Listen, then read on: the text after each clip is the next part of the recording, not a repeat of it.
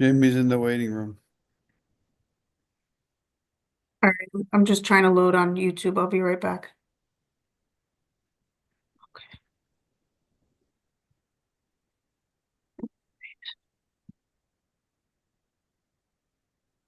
Um, who's in? Jimmy. Commissioner Tiki.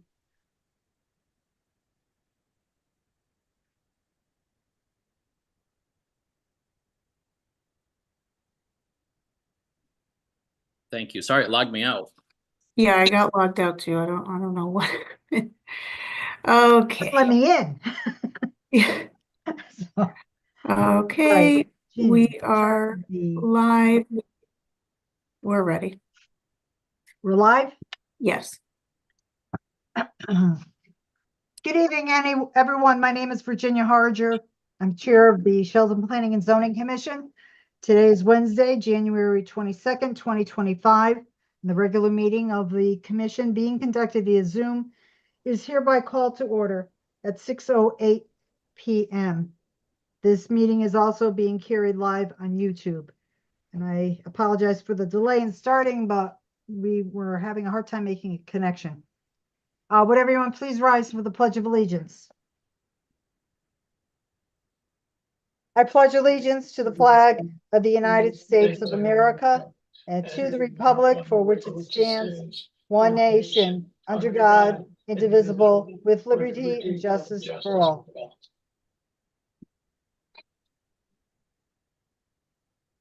Thank you, everyone. I'll start off with the roll call of the commission. Please verbally indicate you're present when your name is called. Commissioner Kelly. Present. Commissioner Cristiano. Present. Commissioner Motto. Here. Commissioner Tiki. Present. Alternate Commissioner McGee. Present. Alternate Commissioner Apple. Myself, Commissioner Harger. Ms. Castro, our Assistant Administrator. Present. Attorney Francis Theodoso, our Corporation Counsel. Present. Ms. Vernassos, our Recording Secretary. Present. Ms. Charbonneau, our stenographer. Present. I did hear from Commissioner Apple. He plans to attend, but he's not available to log in right away. For the record, Commissioner Parkins is not available for this evening's meeting. Alternate Commissioner McGee, you are being seated for Commissioner Parkins. Acknowledged. I'm sorry? Okay, and you acknowledged it. Thank you so much. Before we begin this evening's meeting, I'd like to ask your indulgence so that I could acknowledge the very unexpected passing of Ken Nappy on Saturday, January 11th. And I do so because Ken served as the temporary planning and zoning administrator for about 15 months, starting in late 2018. For those of you who never had the opportunity to meet Ken, I'd just like to share a little bit about him with you. Ken was a former neighbor to my husband and I for 11 years, back in the late 70s. I had never really had any interaction before with him. And really, as when we were neighbors, our interaction was really just about a wave hi in the morning if we happened to see them outside. But we knew that Ken was a loving husband to his late wife, and he was very devoted to his son and his daughter. His two granddaughters that came along in the last 10 years to 12 years or so were the apples of his eye. Ken was a dedicated employee who worked as a supernumerary officer in the Shelton Police Department for many years, as the assistant chief of police in Woodbridge, as director of the Valley Street Crime Unit, director of the public safety for the city of Shelton, as a division chief for the Connecticut Department of Motor Vehicles, and as the first director of the Shelton Student Transportation Department. Ken was very community oriented. He served for many years on our city's Inland Wetlands Commission as past president of the Boys and Girls Club of the Lower Naugatuck Valley, was an active member of its board of directors, and was on the board of directors of Center Stage Theater. He was also the vice chairman of the Republican Town Committee. Ken had a very strong dedication to his faith and St. Joseph Parish, and he served for many years as chairman of its annual carnival.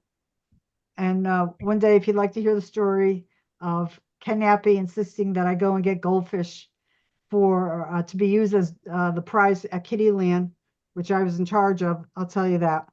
That's when we first butted heads. I didn't really know why I had to go over to the Ansonia Mall and buy live goldfish that sloshed around in a bucket on the floor of my car.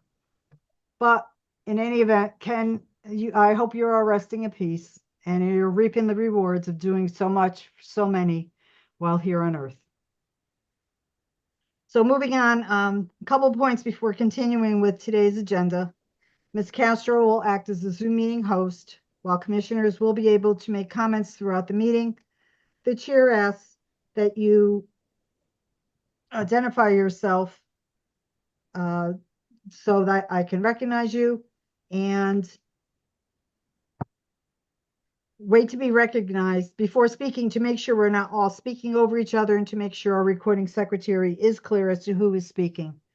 Before we begin our agenda item, I'd like a motion to add a new business item to the agenda, and it's called 48 Kings Highway and 10 Torwalk Place, stipulation for judgment to reduce the minimum frontage of an access way. Review, discuss, and possible action. Is there a motion to add this item to this evening's agenda? Commissioner Kelly will make that motion. Okay, is there a second? I'll second, Commissioner Maddow.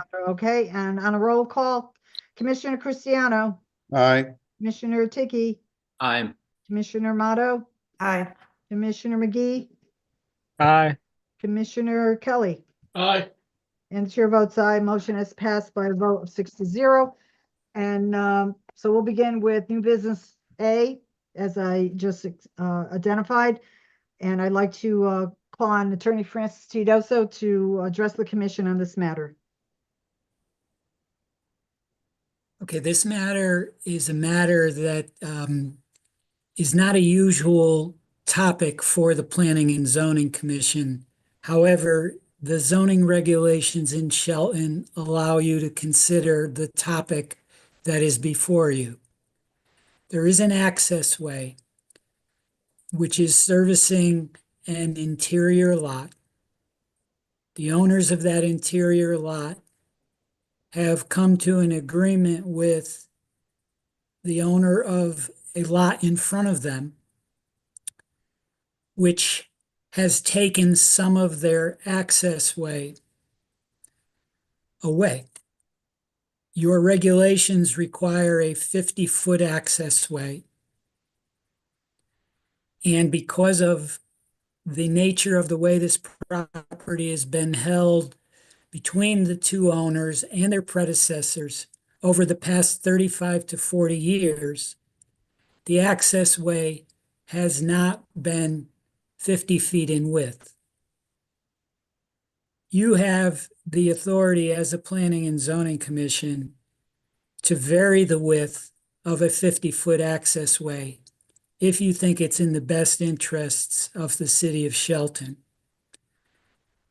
There are two attorneys, one representing the owner of the property in the front and one representing the owner of the property in the back. The back property is called 10 Tuareg. Madam Chairman, when you read the add-on address, you also named the front lot, which escapes me at this moment.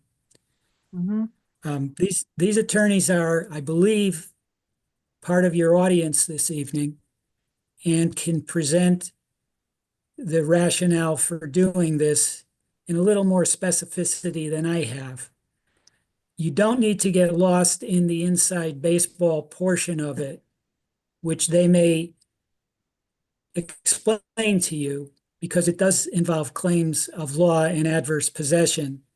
But the most important points that I, as your attorney, will impress upon you is you have the authority to do this. It's provided in the regulations. It's not something that comes up every day. But given that these two parties have come to an agreement, and the agreement actually reflects what has been there de facto for at least the past 35 years. I would encourage you to consider accepting the configuration with the discretion that you have. And the reason would be that you have two owners of property in Shelton who have come to an agreement to leave this be. And I do think that's in the best interest overall of everyone, including the city of Shelton. And I see the attorneys are here. So, Madam Chair, I would ask that you turn it over to them. Okay, what are the names of the two attorneys so that Ms. Castro can elevate them? I have them elevated. Can I just add that Commissioner Opel is logged in? Oh, he is. Commissioner Apple, will you please confirm that you're now here in the Zoom meeting? Is his audio on?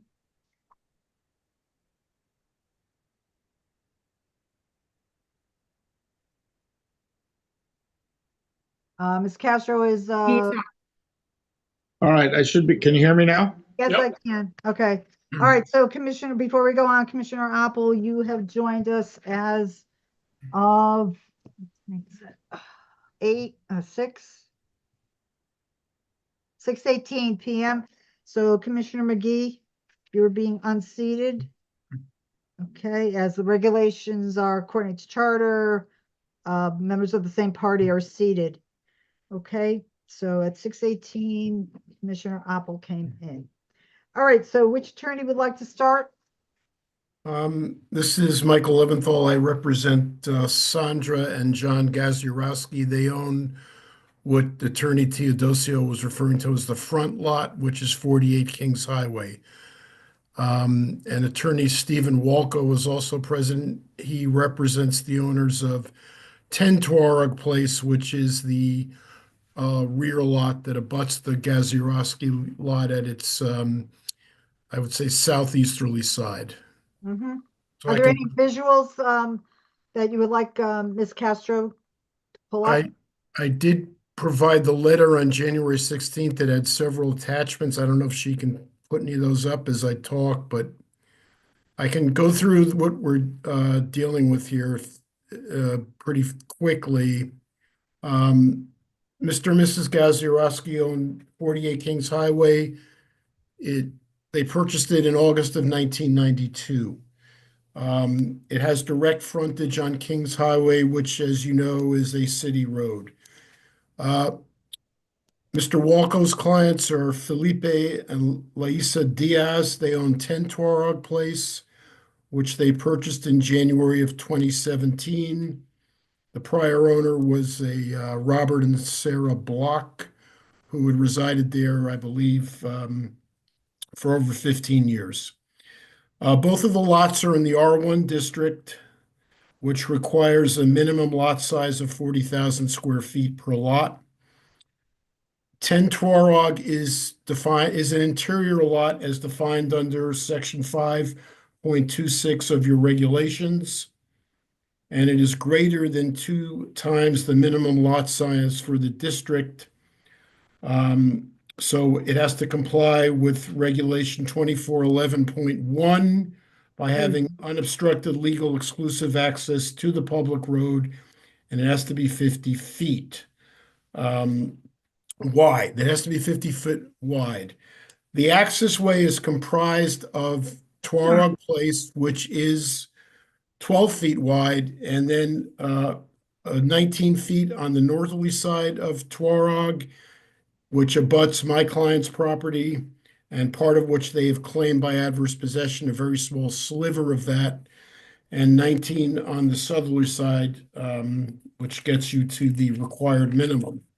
My clients asserted an adverse possession claim against Mr. and Mrs. Diaz going back to 2022. There's a lawsuit pending in the Superior Court in Milford entitled Gaziorowski versus Diaz.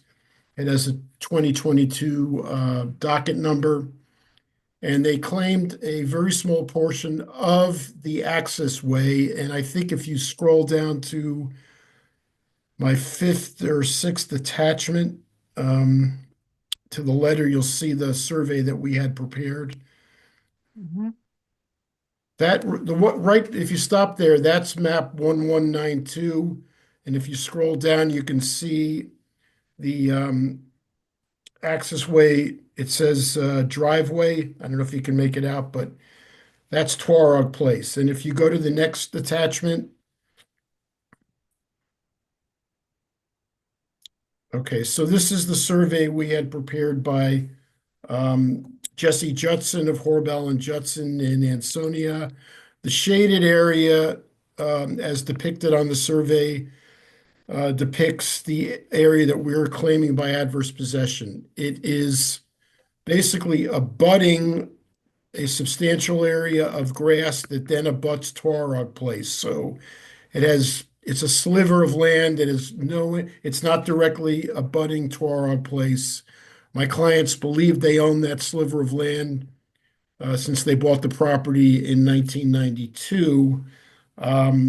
So it does not impact the access. In fact, the access has been uninterrupted since my clients have lived there. Any access is done over Twarog Place, and I know that trucks of all sizes have gained access to 10 Twarog Place by going over the Twarog Place access way. So to sum it up, we have agreed to settle the case by stipulating to the judgment for adverse possession. Now, my understanding is I don't need to get zoning approval to prevail on my adverse possession case. However, for purposes of trying to resolve it, Mr. D and Mrs. Diaz were concerned that if I was to prevail at trial, that they then could possibly be in violation of the regs by having diminished the width of the access way by this small amount, which is 1,324 square feet. The widest point is at the property line where the Diaz property meets the Gaziarowski property. Then it slivers down as you approach Kings Highway to barely anything. So for purposes of making sure that we have a clean resolution, Mr. and Mrs. Diaz's attorney wanted to make sure that you would approve this so we can move forward and settle the case. And I'll let Mr. Walco add his piece for whatever he would like to say about this. Thank you, Madam Chairman, members of the commission. In general, I agree with counsel and how he's presented it. This avoids the cost and expense of litigation and ends up with a solution to a piece of litigation, and we believe does not impact any health or safety issue. There's still plenty of space in terms of access way, and so we would simply ask you to approve this so that, as counsel indicated, it is clean, that title will be clean to both properties, and that these two neighbors can move on after this dispute. Okay, very good. Does anyone have any questions for either attorney? I just want to clarify, it looks like at the road, the distance is wide enough. Or close. That's correct. There's no Yeah. impact at the actual entrance to Kings Highway. It's only as you get east of Kings Highway that it Narrows down. Okay. But the narrowness doesn't really impact the access way. No, I see that. Yeah. And what is your client's interest in this little sliver of land? Is there something in particular going on here that's of importance to them? I don't understand. Well, they've maintained it. Their position is that they maintained it for the last 33 or 34 years. They were They just want concerned, it. and they were concerned that, I mean, when this started, they had some concerns about having that portion of the property obstructed by some fencing. So this is how the litigation ensued. Okay, and what is that above the gray area, that sort of somewhat circular piece? I can't That's a read. rock garden. That's a rock garden Oh, that okay. partially goes in there. That's been there since at least since sometime after they bought the property. Okay, and they're the longtime residents. What's the acreage or how much square footage is that gray area? 1,324 square feet. Okay, oh, I see it there in the legend, .03 more or less of an acre. Correct, Okay, so it's not even a tenth of an acre. correct. Okay, all right. All right, anyone else have any questions for either of the attorneys? Just say, I don't see any problem in terms of the access way, and if the clients are in agreement with this resolution, then that's So fine. be it. But, I you know, agree. Okay, well, if that's the case, I'll call on Attorney Teodoso. Do you have a motion for us to take action on? I do, if you'll give me a moment, Mr. Chairman. Sure.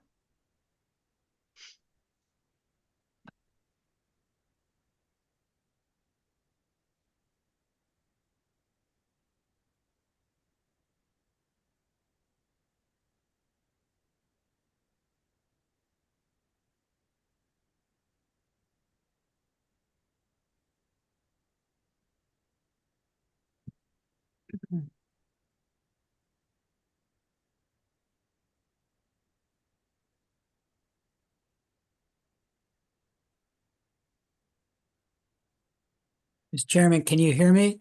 Yes, I can. All right. This is a motion reference 10 Tuareg Place. Move as to 10 Tuareg Place, owned by Felipe D. Diaz and Laisa Franco Diaz, as depicted in volume 3701, page 64 of the Shelton Land Records, to approve and permit the reduction and configuration of the access way to 10 Tuareg Place to be less than 50 feet in width, all as shown and detailed in the property survey map of Horble and Judson, entitled number 48 Kings Highway, dated June 6th, 2022, last revised October 12th, 2023, which was presented to the commission this evening, provided that said survey is duly and timely recorded on the Shelton Land Records. It being the opinion of the commission that the reduction and configuration is in the best interests of the city of Shelton. Okay, thank you, Attorney Teodoso. Do we first need a motion to, for discussion? If that's what the board wants, they can do that. Okay. Is there anyone that feels that we need to discuss this any further? Okay, hearing none, is there someone to ratify the motion? Commissioner Christie, I'll make a motion to accept the motion as presented by Attorney Tedioso. Okay, so there's, Commissioner Kelly will second that. okay, so we have Commissioner Cristiano and we have Commissioner Kelly. Okay, so on a roll call vote, Commissioner Tiki, Aye. Commissioner Motto, aye. Commissioner Cristiano, Aye. Commissioner Kelly, Aye. Commissioner Opple. Aye. Okay, and the chair votes aye. Motion to approve the motion is passed by a vote of 6-0. Thank you, Attorney Teodoso, Attorney Leventhal, Attorney Walco. Thank you. Thank you very much. You're very welcome. All right, next on the agenda are public hearings, and I'd like to share the protocol we'll be following.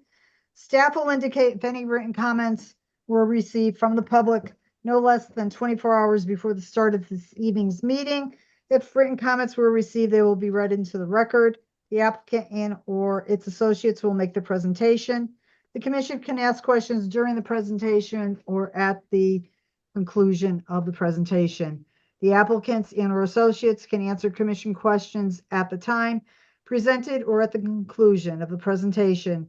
At the point in each public hearing when the chair asks for public comment, we will begin with elected officials of the city, followed by elected officials elected officials participating via Zoom, followed by members of the public participating by Zoom or by phone.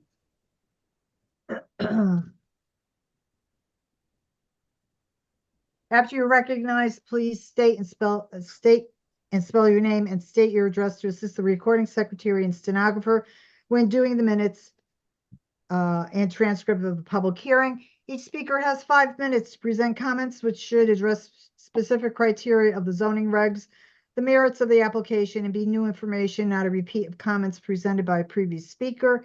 Comments and questions should be directed to the commission, not to the applicant and or associates. Members of the public are expected to practice appropriate etiquette. Disruptive attendees may be removed from verbally participating. The applicant's attorney and or associates will be given the opportunity to address any comments or questions from the public after the last person from the public has been given the opportunity to speak. If we feel that further information is needed, I'll ask for motion to continue the public hearing. And if a public hearing does remain open, the commission is not allowed to make any public comment, discuss any part of the applicant and or his associate's presentation, or receive any additional information from anyone. And if the commission does feel that the applicant and or associates have answered all questions, have addressed all concerns, the public hearing will close. And the commission reserves the right to discuss the application at the close of the public hearing or to schedule a discussion at upcoming meeting. So this is the continuation of the public hearing for application 2420, Dominic Thomas for Crown Point 2 LLC at 0 Bridgeport Avenue and 48 Long Hill Crossroads, Assessors Map 50, lots 15 and 16, in an LIP zone for a planned development district for a mixed-use commercial development to include a hotel, restaurants, grocery, and retail. This application was accepted for review on July 10th, 2024. Public hearing opened on September 18th and was continued to November 20th. A letter of extension was received from the applicant on December 11th, and a revised statement of uses and standards and a revised site plan was recently filed by the applicant. Ms. Castro, were any other reports, materials, or correspondence received within the time period for this application but not yet posted to the city's website that need to be acknowledged for the record? No, all items have been uploaded online. Okay. Is the applicant present? Whoops. Attorney Dominic Thomas, Cohen & Thomas, 315 Main Street, Derby, Connecticut, representing the applicant. We, as you are aware, there were issues with this proposal that were raised by the residents of Hawks Ridge, and there have been presentations with respect to that. We engaged directly with Hawks Ridge and had discussions concerning their concerns, and my client went back to the drawing board and began to revise the plan to address those concerns. There have been intensive discussions and emails going on right through, frankly, this today, and versions going back. As a result, I uploaded a revised set of plans, a revised statement of uses and standards, and I stressed, and both Attorney McCann, who I know is here to make a presentation, also to present to you, who represents the residents of Hawks Ridge. We both recognize that as we move towards a resolution, obviously there may be 3 legs in the stool, but the most important leg in the stool is the Planning and Zoning Commission, which obviously has to approve anything. So before I get into and Pat Rose is here to explain the changes, the concerns that were expressed, and before that, if you remember, there were questions as to why we initially, after filing for the entire site, we initially shrunk the PDD leaving the upper area as LIP. And as I explained to you, I was trying to address concerns that Hawks Ridge might have that a PDD use could go on the top there.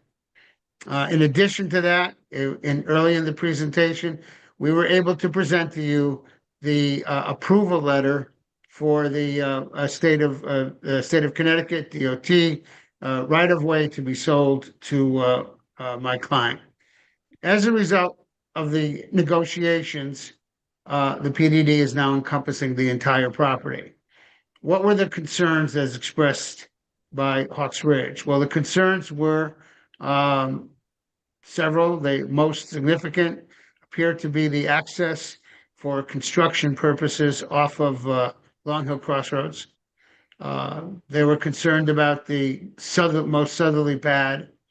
And they had other issues that needed to be addressed about the plan.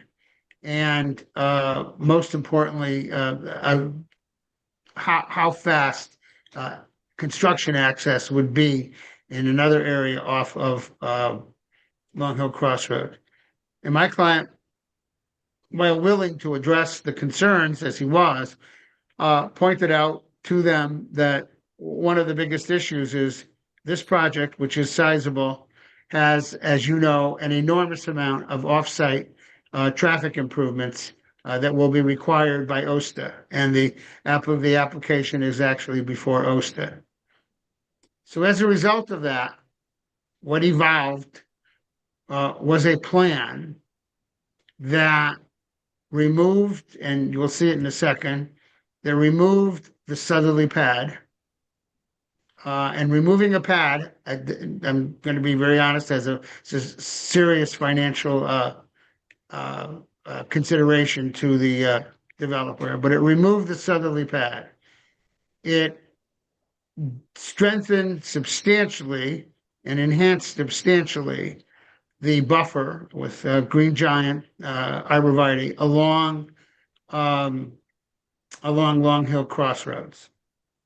It extending the PDD back to the entire property on the top area where the sewer line has to be relocated. The proposal and the PDD application now includes no more than 8 townhouse residential units, as you will see in the plan, in that area of a similar design to, excuse me, that's mine, of a similar design to Hawks Ridge type of thing, which functions as a buffer. And in addition to that, some more plantings that will be below the newly relocated sewer line, and then from the area just beyond those units through the northerly boundary on the top, so we say the top area becomes a conservation easement. The area on the bottom that had the pad, the most southerly pad, as you'll see, is it's going to be designated a no building area. No building can be put there. And in our continuing discussions, we've discussed things such as, it will be appropriately landscaped, of course, and may have some benches for the public. Probably one of the most significant, if not the most significant, is that in the course of this time, my client has met with his hired wetlands expert and engineers and approached the Shelton Inlands Wetlands Enforcement Officer in order to effectuate and begin the process, if everything works out, to have an entrance from the Crown Point Center, which was part of the PDD 48 approved plan in 2004. And the entrance was the requirement of your former planning consultant, Anthony Panico. And he wanted to see if the Wells property was developed, there can be a bridge. And it turns out that there can be a bridge that crosses what amounts to a drainage ditch to have access to it. So we are working on all of those matters to address all the concerns. And then as part of the discussion, with some tweaking still necessary, my client would then, within, as we've given to Hawks Ridge, within 5.5 months of commencing the site work, with a few minor exceptions, one of which being the construction of the townhouses, within 5.5 months, there would be no construction access from to the property from Long Hill Crossroads. So with that, I will, and I think I've fixed my problem. If I can screen share, I will try to get to the right screen. That isn't what I'm looking. Whoops, wrong. Sorry. We go back. We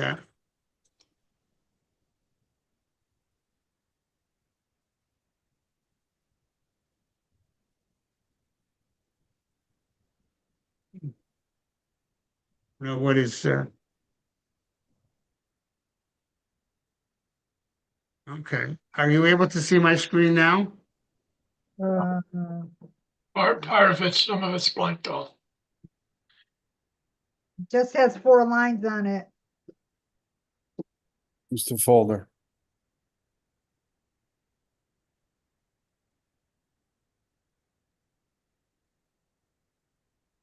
Are you able to see it now? Yes, Okay. it's So this- sheet SP-0. This is SP-0. And I'm just going to very briefly, before turning it over to Pat Rose, very briefly explain to you the changes that we talked about. Okay, So Attorney as you will Thomas, see it, Attorney Thomas, free, go on. Can you enlarge that by any means? yes, I can. Okay, please. Yeah, there's 2 big black rectangular blocks on it as well. Well, there's actually, as we go through it, the map is divided in half. So I was showing you the overall, the overall look, but I can maneuver it, I believe, so that I can address it appropriately. So I'll blow it up here. Just wanted to show you in the top area. This is the area that the 2 fourplexes are being proposed for. In the upper corner, obviously the existing house would be removed. And this area that's crosshatched area would be a conservation easement, subject only to the relocation of the sewer line and the service road for the sewer line maintenance that is required by the WPCA.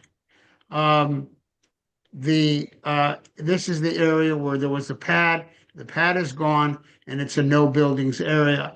However, in the discussions, obviously we couldn't make it a conservation easement because we don't want it to grow natural. It's on the corner, but it would be appropriately landscaped. And we've had some discussions as to possibly putting some benches in there, as we've done in at least, like for instance, in the Fountain Square where there's a pocket park in the middle of it.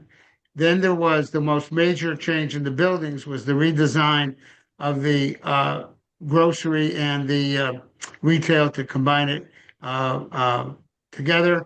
And there is, and I'll leave that there. The rest of it remains the same as you're going down. The entrance, this is Crown Point Center, and the entrance over the bridge, once we get the approval of wetlands, and because it goes through mostly through Crown Point property, and then over the what we call the Wells property, would go in and access here. So that's the general overview of the changes that were made. And Pat Rose I think, Pat, are you going to handle explaining the plans and showing the landscaping? Yes, I'll go through the generalized changes and then Manny Silva will go through the site plans themselves. So if you could Okay. stop screen sharing, I have something to show, just so I could show you the old plan and the new plan, just so you remember. Okay, so I'll stop sharing. You can take it over. Attorney Thomas, the bridge you're talking about through Crown Point, is that a pedestrian bridge or a vehicular bridge? It would be a vehicular bridge. It would be a open bottom. The proposal going to wetlands would be an open bottom culvert. And it would be a vehicular bridge to allow the construction at the very beginning to allow the construction trucks to enter. Is the bridge similar to the second entrance to Shelton Squares if you were to access the Stop and Shop gas station and Duchess? Because there's an open brook there. You familiar with that one? So, yes, I am. I'm sorry, what was the question? I was wondering if the road that, or the bridge that Commissioner Cristiano was questioning you about was similar to that second entrance to Shelton Square across from Duchess, if you wanted to go to the gas station and the Duchess area, and not Duchess, Burger King. Yeah, it would be, I'm not sure if that's an open bottom culvert. You know, we have to be conscious of what the wetlands is going to approve. Yeah. The other thing that you have to be conscious of is that the southerly bridge entrance to Crown Point Center is right turn in and right turn out. And that would not change. For example, the any vehicles entering would have to enter driving north, taking a right turn onto the bridge and a right turn into the bridge that would bring the access to the Wells property. Mhm. Okay. Good evening, this is Pat Rose from Rose Tiso and Company, 35 Brentwood Avenue in Fairfield, the architect on the project. And just to familiarize yourself with, this has been September, you've seen this. This was the previous plan that we had presented with a hotel, a restaurant, grocer, and some retail, and then in a separate building, retail of about 18,000 square feet.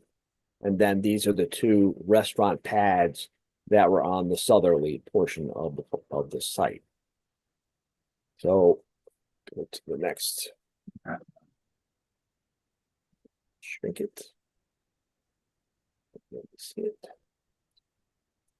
So this is the new site plan that Dominic showed you, not in color, but this is in color. Just to start on the left-hand side of the page, this right here is what we're proposing as an access from Crown Point to the hotel parcel over the wetlands, which would end up being a culvert. We're proposing a culvert for that. It's relatively narrow and be done with a culvert. So that's where we're showing an access. The hotel parcel does not change at all other than that access. The restaurant, which was the Texas Roadhouse proposed, does not change. The largest change is the combination of the grocer, retail, and that second retail building being added onto that. So we have one large retail building with parking around it. Then there is a relatively small restaurant pad here next to the retail that's has a drive-through, which is accessed off this driveway and into here. And then there's a second restaurant pad on the other side of this entrance bridge, similar to what we previously had. It's just a little bit different in its configuration, that you access it higher up and then drive around for a drive-through.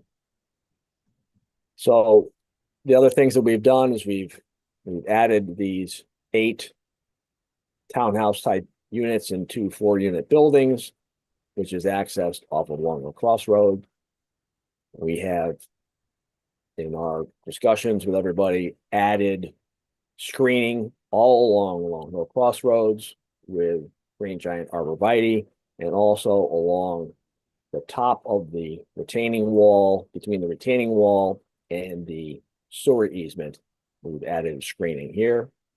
And And next to the driveway, as we come up, there's screening here from this building, from above.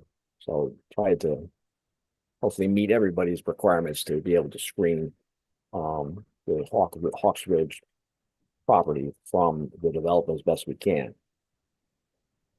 The revised building is made up of a grocer of 26,181 square feet. And then there is a separate little retail piece that's a little larger, that's 13,500 square feet. And then the main retail multi-tenant space is 22,100 square feet. This smaller restaurant is 2,800 square feet, 2,800 square feet. And this restaurant here is 3,800 square feet. We have our parking. We have 270 spaces for the grocer and the retail in this location. And then another 30 some odd spaces for this restaurant from drive-through, and another 33 spaces for this restaurant and drive-through. So we've by combining this building, moving it all over, we've been able to have less of an impact onto the Hawks Ridge property. We've been able to try and screen the property as best we can, given the location and elevation changes. And I think we've accomplished that. To have this building is similar to what we had previously shown. There's a couple renderings, which this is the plan and elevation of the combined building of the grocer, a larger retail piece here, and then the rest of this multi-tenant retail piece.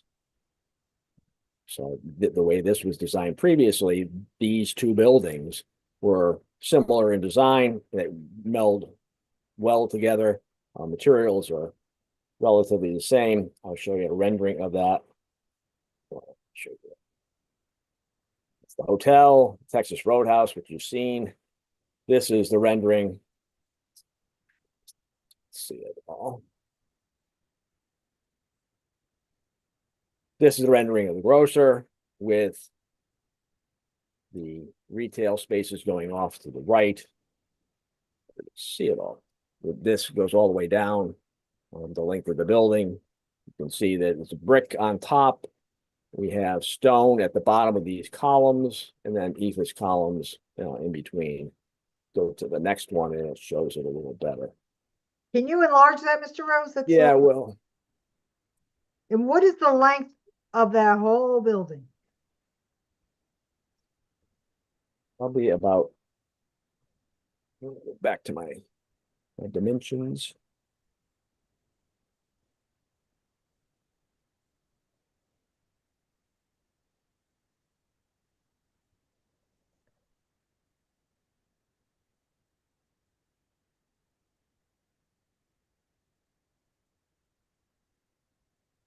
Altogether, it is about 500 feet, a little over 500 feet. And as a comparison, you were the designer for Shelton Square. The building in the back that starts with by the end of Crumble Cookies and goes up to Mercado before the curve. Is that how? Remember approximately how long that is? That's probably around 400 lineal feet. This is a little longer than that. And you said this was about 500? 500, yeah. Is that 500 excluding the grocery? It's just. No, that includes the grocery. Grocery is 155. Okay.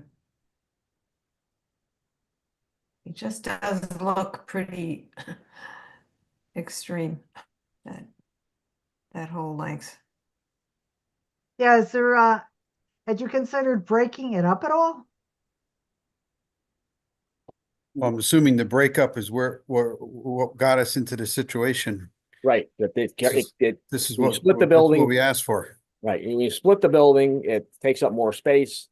It takes up Well, more. not if you eliminate some space. That's what I was just gonna say. Gonna say, And right. Yeah. We limit, Eliminate one of the narrow part. All right, but keep going. Yep. Let's just get the overview. Let's go back. Ay, So this is the retail where we have stone on the bottom of our columns, ephes columns themselves, and then brick in between. Brick is the same brick that we're using on the hotel, same stone we're using on the hotel. So we've got black window mullions, black awnings, and then a black coping that projects out from the face of the wall with these brackets. Just one question. Does your retention wall rise above the level of that building? okay, that was Commissioner Opel. Okay. Go ahead. And I think it shows it's, let me look and see if it shows it on the previous one.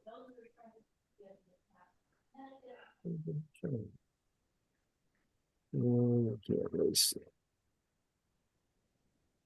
The retaining wall in the back is about the same height as the retail. It's around 28 to 30 feet. Do you have a side elevation prepared that shows the contours or whatever? If you were standing like on Long Hill Crossroad looking towards this particular project? I don't have a section through that. I think that Manny in his drawings had a section through. I don't know if he's presenting that tonight or not, but we're Okay. certainly can provide one. All right. Yeah. This is Attorney Thomas again. We realize, this has been an evolving discussion, and we wanted to certainly make the best presentation, and we're conscious of the fact that this is a public hearing, and you're seeing a lot of this. You're seeing it all really for the first time. Exactly. And I can only say if the commission determines, as it might, that the public hearing needs to be kept open, certainly those are the kind of things we could request, and we would only hope that because of the issues that we have with respect to some tenants, not the least of which is Texas Roadhouse, as to obligations, but it's all desire to be opened as fast as possible.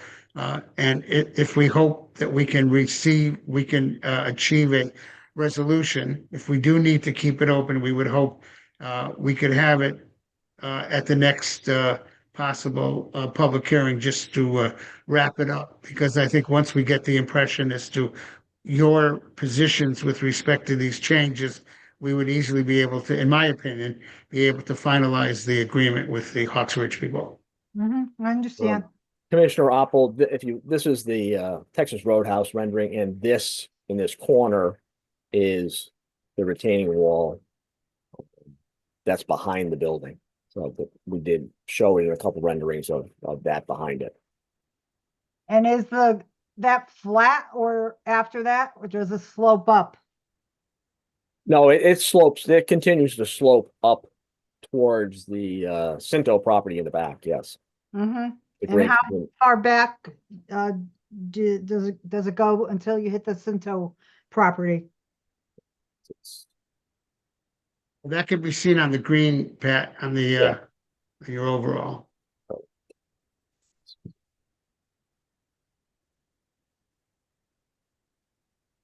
Why is everything coming up so tiny? Yeah, because Okay, that's it's, better. Oh, there you go. you're going back here several hundred feet to this other property, 88 Long Hill Crossroads. It's about 190. Yeah. Commissioner Harger? Yes, go ahead, Commissioner Kelly. Is there any retention on the retention wall? Is there any safety pits or, fences or anything for that? So Yeah, there's gonna be a fence at the top of that wall, certainly. there is. Oh, yeah. Yeah, I would put that on your punch list then, Mr. Rose, for a cross section. Yep. And a lot more detail about how that retention wall is going to be. Right, I agree. Commissioner Harger, Yes, go ahead, Commissioner Cristiano. Attorney Thomas, has WPCA approved the relocation of the sewer line yet? The application has been before them. I think Manny Silva is, I don't know if he's been admitted. Manny has been going, yes, he is. I'm sorry. Manny is going back and forth with the Fuss and O'Neill. And in my understanding, I'll turn it over to Manny, has just submitted plans revised according to Fuss and O'Neill's uh, recommendations. Manny, can you? Is it- Yeah, I don't just want to. Before Can I Manny, just before Let me Manny stop goes, sharing, Manny. You can go ahead and, before you go on, Manny, and I guess maybe it's just a procedural question for Madam Chair. I believe we would be unable to make any decisions here, not knowing that that sewer line could be moved. Because Yeah, these plans absolutely. are based on a sewer line being moved. Mhm. It's not like you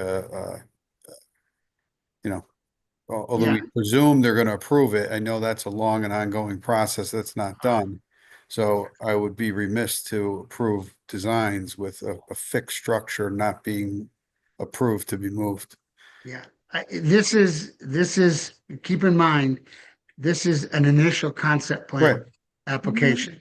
This is not final site development plans application. Mhm. So certainly your approval of the initial concept plans would be subject to the WPCA, which they may be approving. If they're, I believe it's going to be on the agenda for the next meeting, which is, they now have moved their meetings to the second Tuesday. But I know they've been going back and forth, but this is Thank not you. the final site development plan, which is correct. You wouldn't be able to do it at that point. In this situation, this is just the concept plan. We would have to file final site development plans after this. Okay, thank you, Attorney Thomas. Go ahead, Manny, I'm sorry. I'll stop sharing and let Manny go ahead and share. Thank you. Good evening, commissioners. This is Manny Silva from Rose Teasdale Company, civil engineer representing the applicant. As you can see here, there was a couple of questions that I could have answered. Number one is that because we are about 95% complete with Fuss and O'Neill, I anticipate at the next meeting that they only had about 3 minor comments.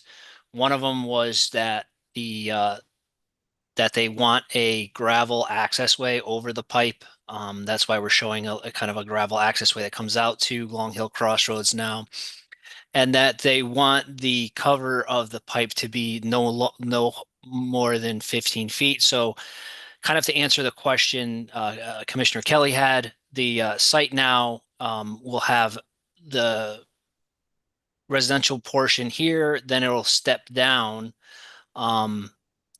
approximately it looks like 10 feet at the maximum, which is here. And then there'll be a plateau where the access way, the 12-foot gravel access way above the pipe will be. And then from there will be another kind of tier or step similar to what we do on, for instance, the project on 85 River Road, where we have kind of steps down so that you don't have just one vertical cut or vertical wall, and so that you'll have this battered back in multiple steps. As far as the Silva? yes, sorry, That 85 River Road, that's Mr. Scheibel's condo complex. correct. Okay, very good. I think all the commissioners would remember the site elevations that we saw.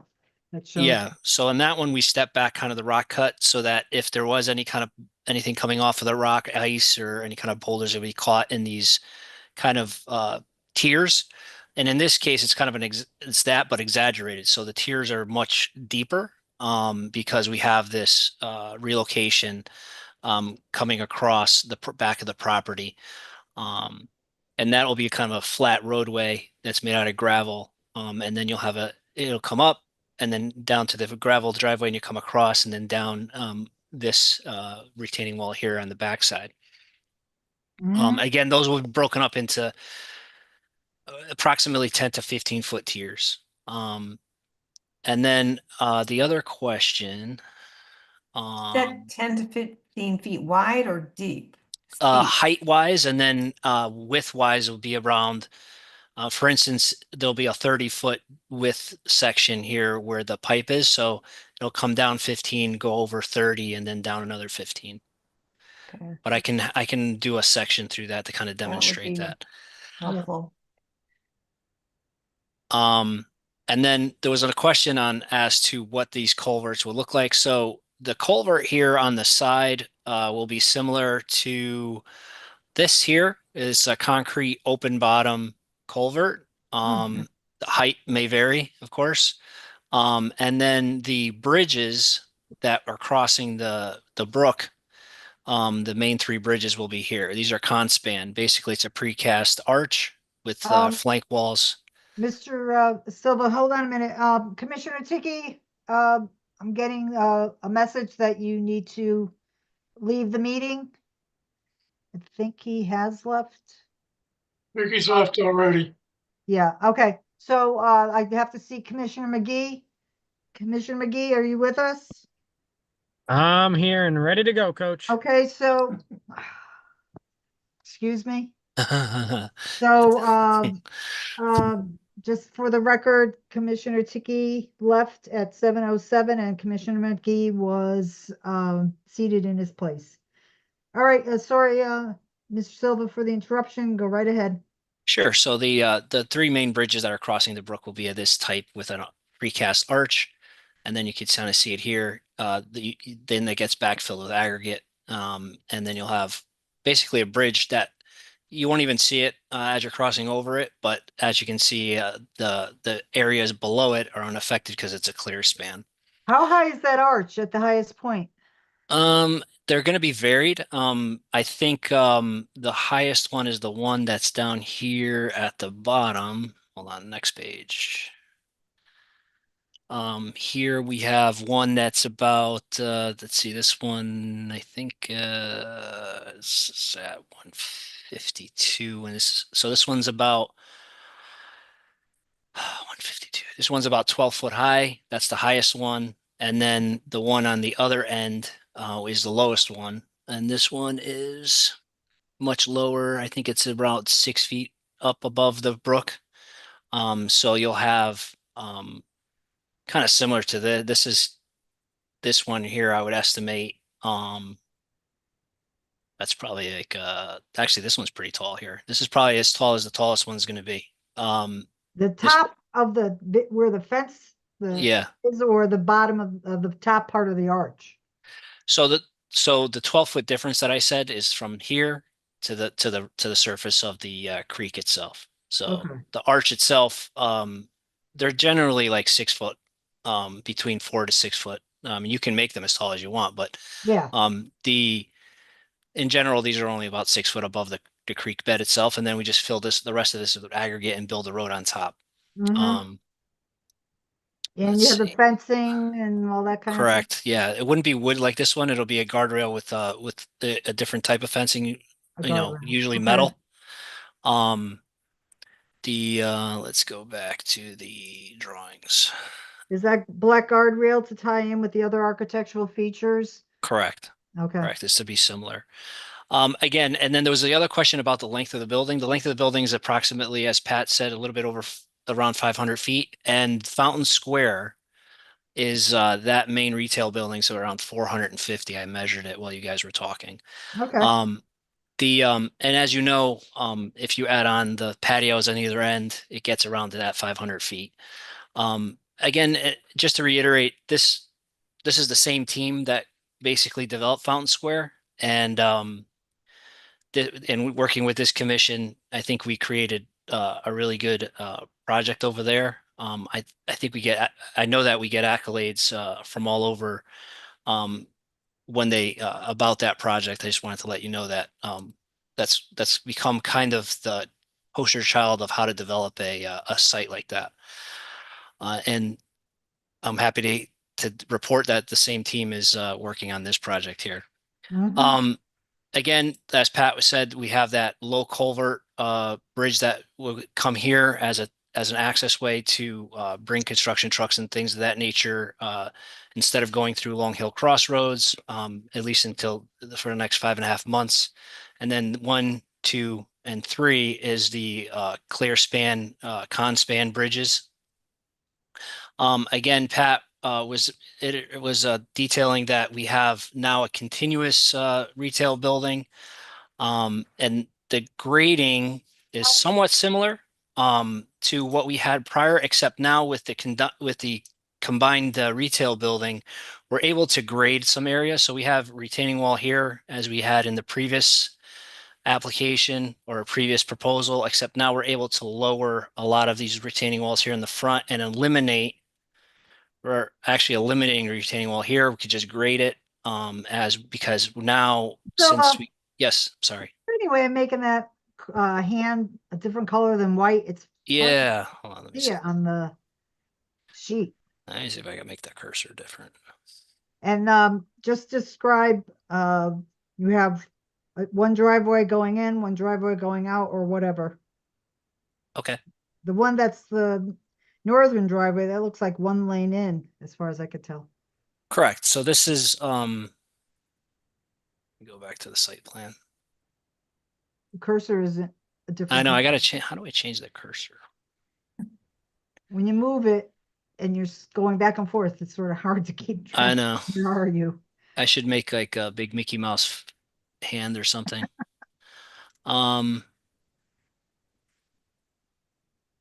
So I'll try doing this. So here is Okay. the driveway, the northerly driveway, which is one lane in and one lane out. This will service the hotel and partially service the restaurant. The restaurant itself is going to come through mostly through the main entrance, which is the one that lines up with the signalized intersection for the project across the street. This will have 2 lanes in and 2 lanes out. That'll service the Texas Roadhouse and then the main grocer and retail stores here. And then on the next sheet here, we also have a 2-lane in and 2-lane out driveway here that will go over the creek here at a bridge. That'll service this small restaurant with a drive-through, and then this restaurant here with the drive-through that comes up and around. Could Madam you, Chair, quick question. Yeah, who is this, please? Chairman, it's Commissioner Opel. Okay, go ahead. So the width of that entrance exit that you have your red line on looks substantially wider than the roadway that wraps around that tiny restaurant. And yet that's going to be 2 lanes up there because the trucks are going to leave from the back of the other building.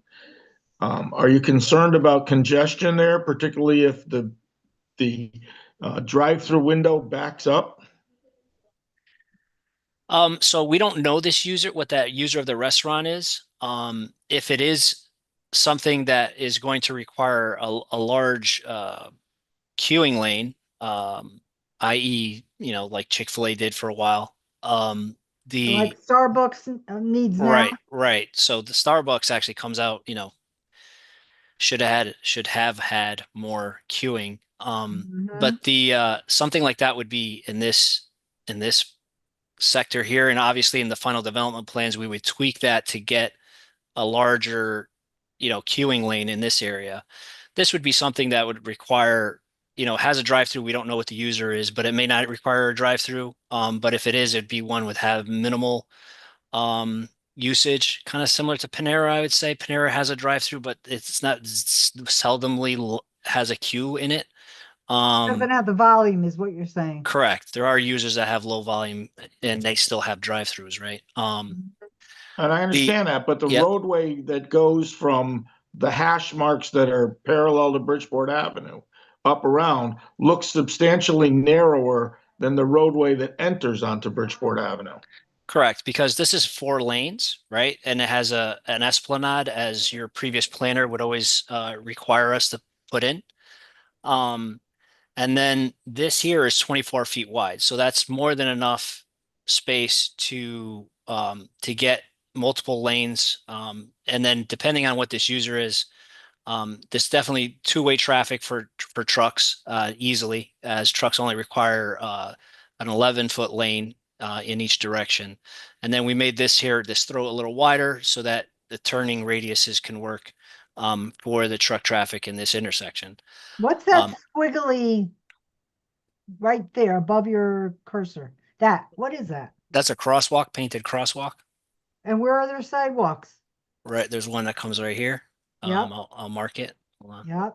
So we have sidewalks. We have the sidewalks here in front of the retail buildings and everything is around 8 feet, and then it narrows down to 5 foot as you come right here.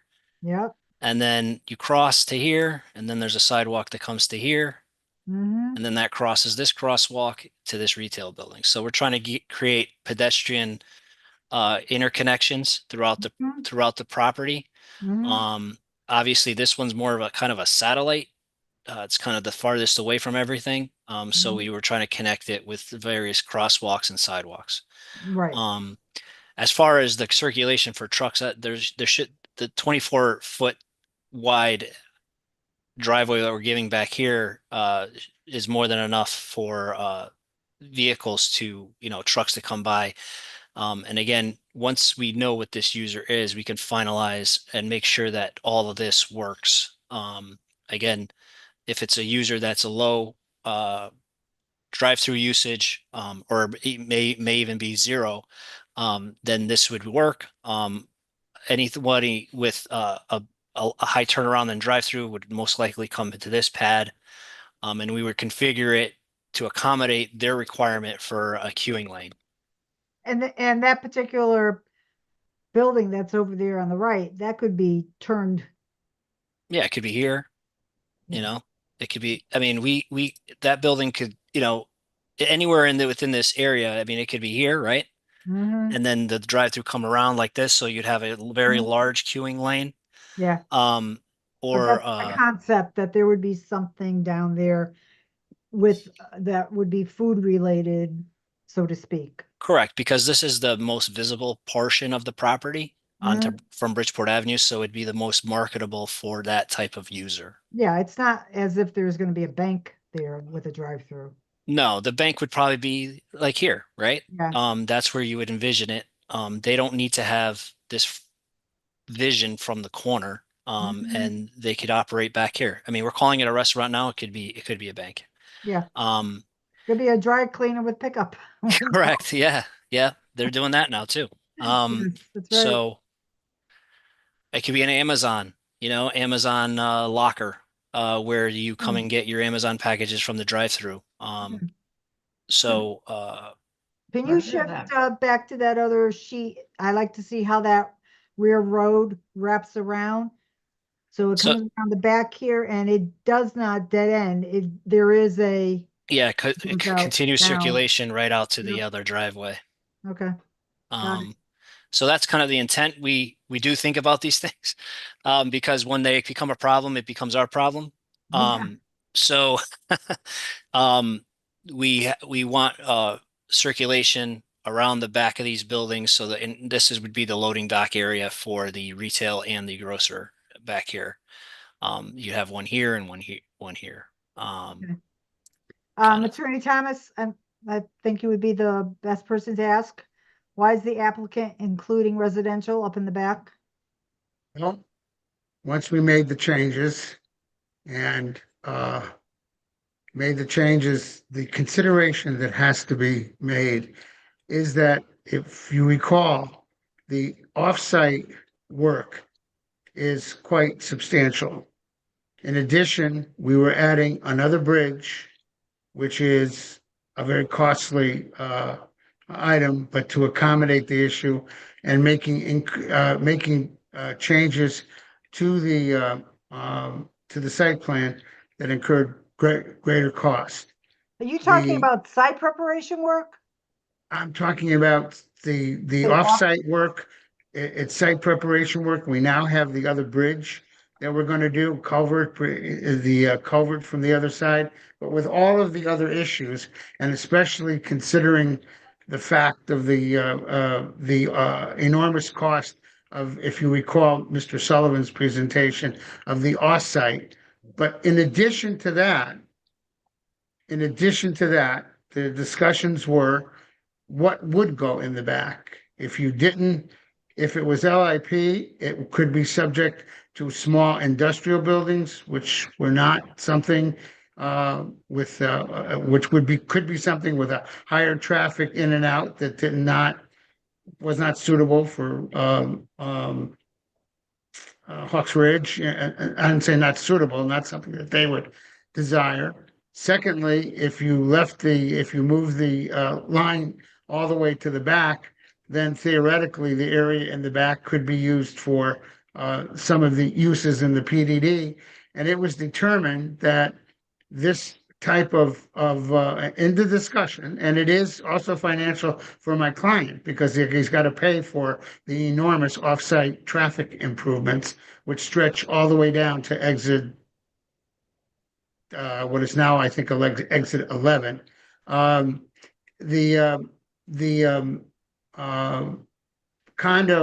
Condominiums, similar in design, somewhat similar to what exists on there, would provide an additional buffer. A very low traffic residential like that of 8 units would be very low traffic, and a similar residential use. And that was in the discussion, that was something that accommodated my client's issues with respect to it, although they're not going to be paying as much as a retail establishment, but it would be an appropriate way to do it, and then to have the land all the way to the north of it being a conservation easement. Well, there's a million and one reasons that you could cite as to putting residential back there, but I don't find that to be a desirable part of this particular project at all. I don't know, why can't what's the acreage there in that triangular section? Can you compute that, Mr.? Yeah, I'll get that for you right now. Hold on. Just get that really quick here.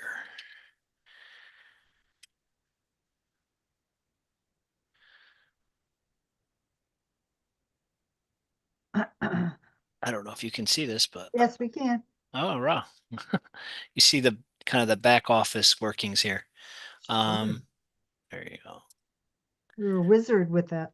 Well, yeah, I try to be anyway. So that is 56,000 square feet. So quick math. Over an acre. Yeah. I Mr. Kelly's very quick. he sure is. He's been in the business. 1.28 acres. So an acre of land for 8 townhouses.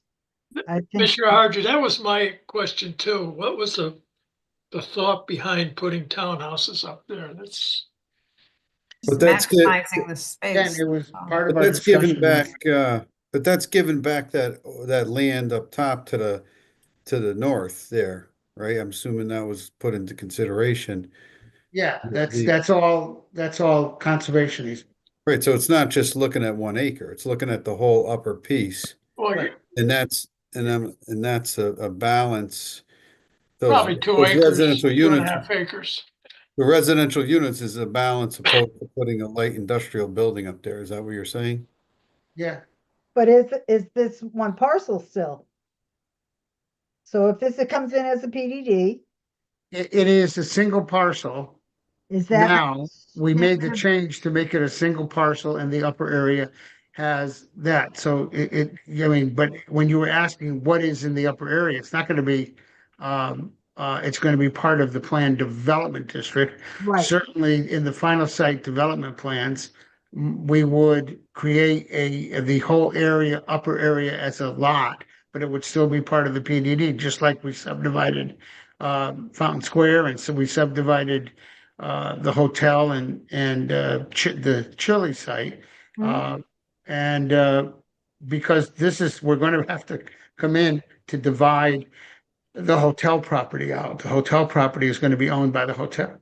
Yeah, I understand that. I will go on the record that I don't see that as use in the back there as being desirable, a residential component. So Okay. you're saying perhaps, Jenny, that it should all be part of the conservation easement? that Yes, whole- Commissioner Motto, that something Yeah. more along that line. Yeah, Yeah. it's nice to say, it should be a conservation easement, but again, there is the reality in situations like this, and there is a tremendous benefit to the city of Shelton to have road improvements being done to the extent that they're being done as part of the OSTA permit. But unfortunately, we don't have, this is not a situation where the developer can just simply decide to throw money at it. This is a balance. You have to balance the economics, especially when you have such sizable offsite improvements, which are going to benefit mainly the city of Shelton, even though it's a state road. And you heard all the benefits that's coming down. There's going to be another traffic light. Those are very expensive improvements. I understand. I And just they've got to want be paid for somehow, and giving property up as conservation easement doesn't, accomplish that. Well, And if this- I understand completely. There's a cost to doing every single project. I'm just saying, right now, I do not find that component in the back to be desirable. Okay? That's all. So, I interrupted, Mr. Silva. Were you gonna point out something I else? think I think that, basically our presentation covered what it was. And again, we realize this is being presented to you for the first time tonight. And I do think it's beneficial for you to hear from the Hawks Ridge group also. And we're willing to address, again, we are trying to reach an agreement between us, which involves many other sort of tweak issues that we need to tweak. I will point out, again, I just wanted to point out that we've done enough research on the access from Crown Point Center with the wetlands soil scientist that we have, that his in fact opinion is what the work we could do by having the bridge from Crown Point Center and the box culvert and everything would actually enhance what amounts basically to a drainage ditch that drains the Sally's Way property and the Cinto property down towards Wells Hollow Brook. Okay, So all we feel very positive about it. right, Mr. Silva, I don't know if you're the one to ask, but I'll ask. Page 3 of the Statement of Uses and Standards, item 6, J and K. Could you point those out, please? Those are the setbacks for the PDD. There's 4 of them. And under J and under subsection K, there's 3 setbacks for what's identified as parcel. So I see 40, 20, 15, and 25 on the first, and 40, 15, and 10. So could you designate where on the site plan? I've got to be able to pull it up. Manny, Sure. could you? Yep, I'll stop.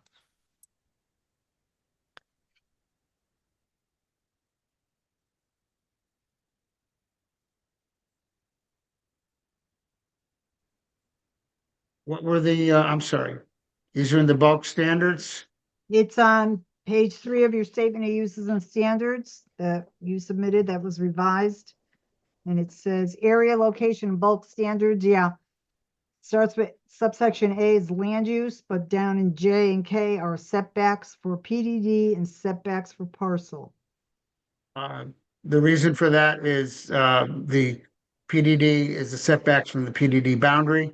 The setbacks from the parcel is we were aware that we were going to have to set aside the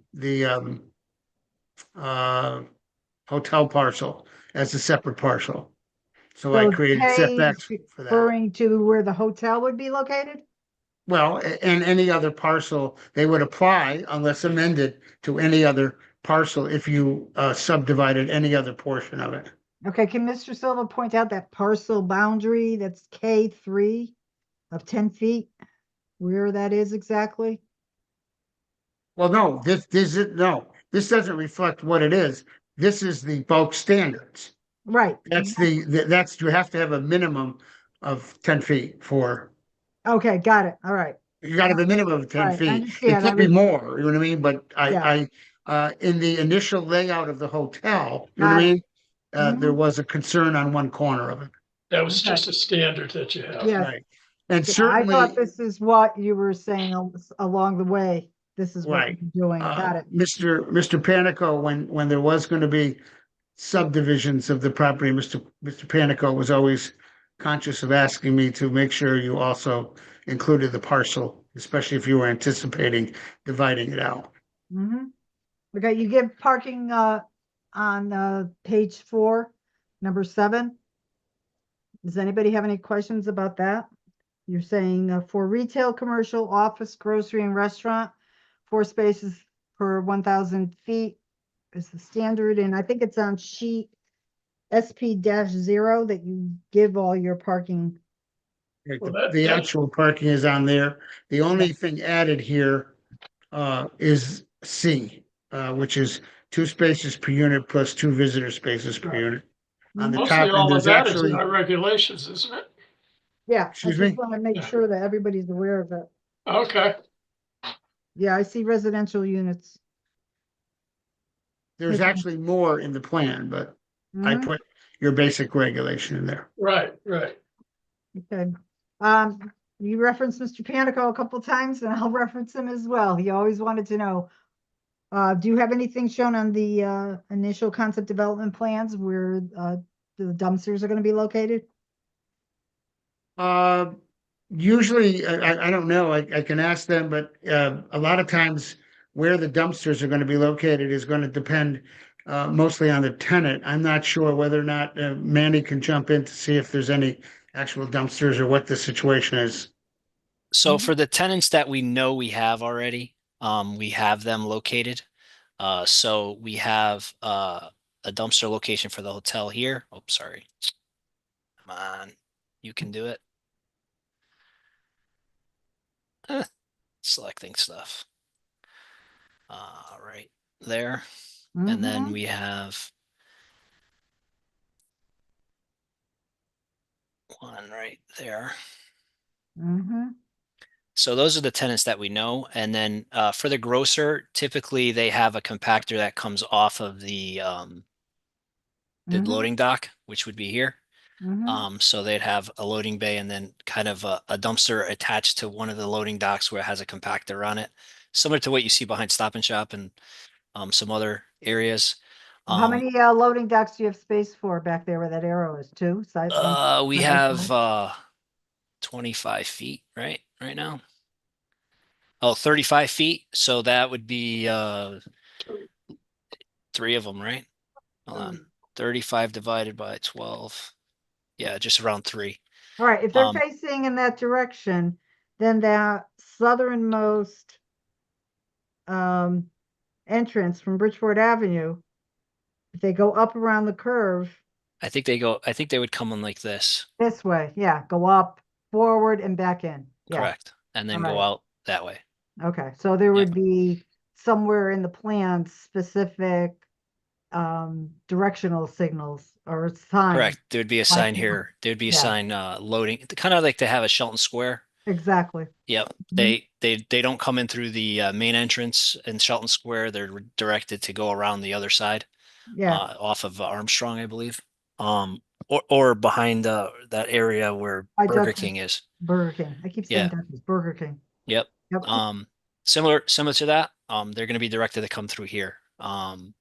And not say over here because they'd get lost over here. Oh, absolutely. Yep. And again, this is like this is smaller on purpose because this is kind of like an ancillary entrance and exit for the hotel, really. And once we have this interconnection, also, you'll have vehicular and pedestrian interconnection between Crown Point and this property. All the way throughout.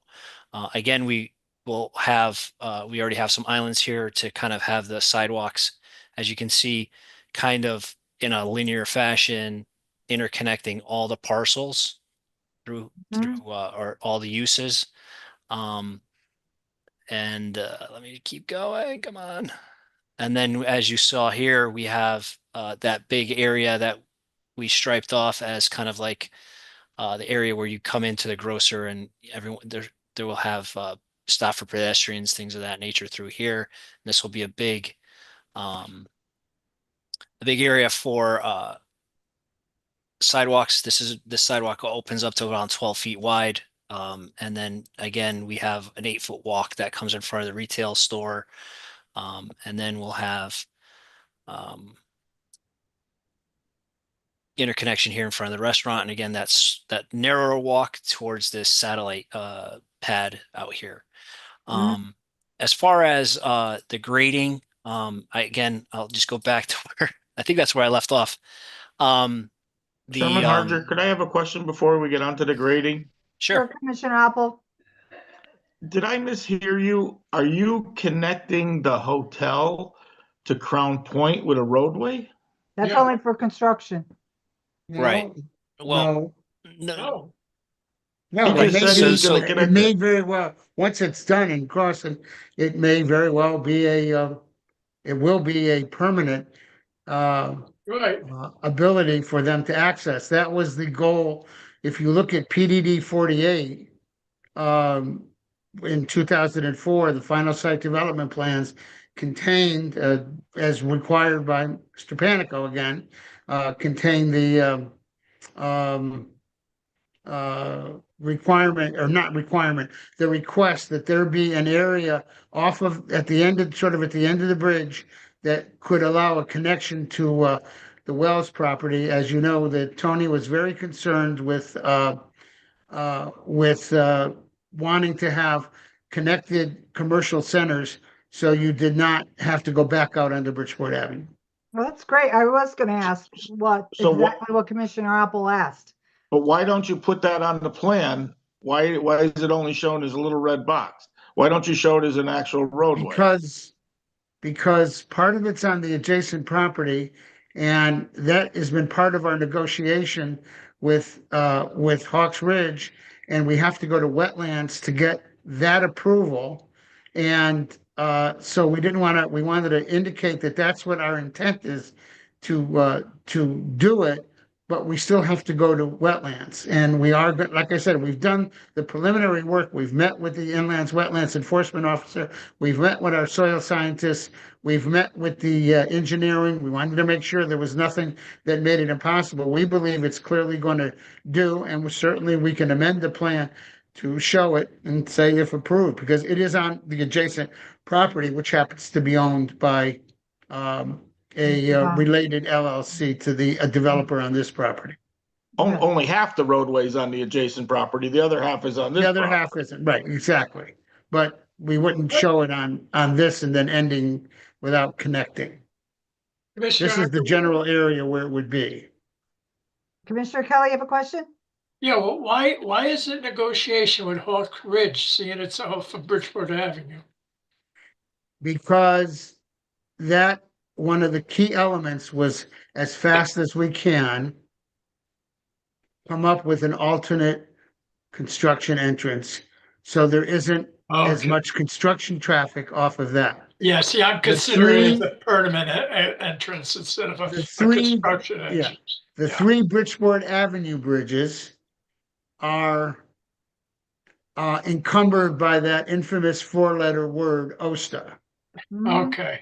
So I have no control, despite my sometimes great powers, when I call the state to move them any faster than they actually move. So basically, that would be the first point of operation, would be to put that vernacular access through. Absolutely, as soon as we can. All right, thank you. Madam Chair, I have a question. Go right ahead, Commissioner McGee. So there's 3 entrances and exits in this plan in total, right? On the Bridgeport Ave, I mean. 3 onto Bridgeport Avenue, yes. Okay, and where exactly is the stoplight going to go? Which entrance or entrances? Right there. Oh, right there. So the big one. So there's going to be one new stoplight basically, and then you're going to have 2 entrances that don't have stoplights. Are they going to be allowed to take left-hand turns? Heading south on Bridgeport Avenue. Okay, right now, and Dave Sullivan isn't here, so all I can say is my conversations with him. He's in stage 1 with OSTA. Right now, the northern entrance, the narrow entrance, will more than likely be right turn in, right turn out. At least, but it's a little premature to say that, but in the discussions, that's it. The larger southern one with the four will probably, since it will be in between the Long Hill Crossroad light and the new light here, which create breaks, that will probably easily be able to make a left-hand turn there. What would be that distance between traffic lights? Seems awfully short, no? The one at the bottom of Long Hill Crossroad, the Yeah. one in this, yeah. And just remember too, I'm sure Mr. Silva can bring it up and show us the street view. If we were heading past this parcel of land towards Wendy's, there is an entrance into the gas station Wendy's that is not signaled. Right, right. But Yeah. above that is for You have Walmart, to right? You have to have have a the crossing brakes. lane. You have the breaks created on that entrance. The breaks to get out are created by the Walmart light and the I'll call the common grounds light. Yeah, no, I was just thinking between Long Hill Crossroads and also to the Big Y Shopping Center, there's about 5 traffic lights, no? Yep. So Manny Silva, again, the distance between the proposed traffic light and the Long Hill Crossroads is about 1,550 feet. And then from the Wendy's to, I don't know where this is, but I think it's right here. It's actually another 1,575 feet. So it's splitting the difference between the Wendy's light and the Long Hill Crossroads light, because they're approximately 3,000 feet apart. Okay. The And light that's by Wendy's is right at the entrance to Woodland Park. Yeah, right there. Yeah, Correct. right there. So, Yeah. so basically that's around 52 car lengths. 52 cars. Keep in mind that also the position of that light for this project is opposite, even though it's in litigation, is opposite the main entrance to the town center at Shelter Ridge, which if it ever goes forward, that Yeah, right. that is where the best entrance point was. Right. Okay. Madam Chair, I have one more question. Go ahead, Commissioner McGee. Looking at the plans, do I see a sidewalk along Bridgeport Ave? I know there's a sidewalk inside the actual property, but is there a sidewalk along Bridgeport Ave or no? Correct. There's a sidewalk along the whole frontage of Bridgeport Avenue. As you can see here, it starts here at the property line and then runs along Bridgeport Avenue through the driveways. And then when you come to here on the next sheet, it goes all the way to the Long Hill Crossroads intersection where it terminates there. Gotcha. Has there Yep. been any thought to including Long Hill Cross in the sidewalk as well?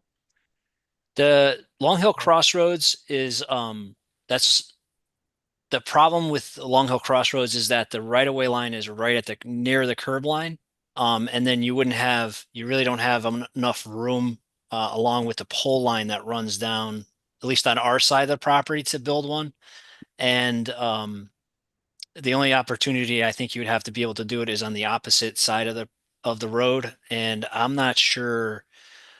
I think one of the things that the neighbors in Hawks Ridge had a concern with was actually not building an interconnection so that people would not walk up towards their properties. I think they had a concern about that, and they didn't want interconnectivity with their property and this. I could be wrong, but I think that was my understanding.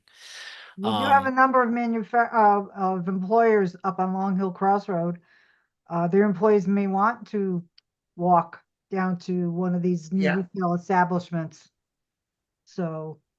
Yeah, that would involve, to really do this, it might very well involve the town, taking some property along the side to create the ability to do it. I mean, I hate to say this, I mean, the town could always put a sidewalk in, but I think there's about as much chance of that as me being 6'2" next week.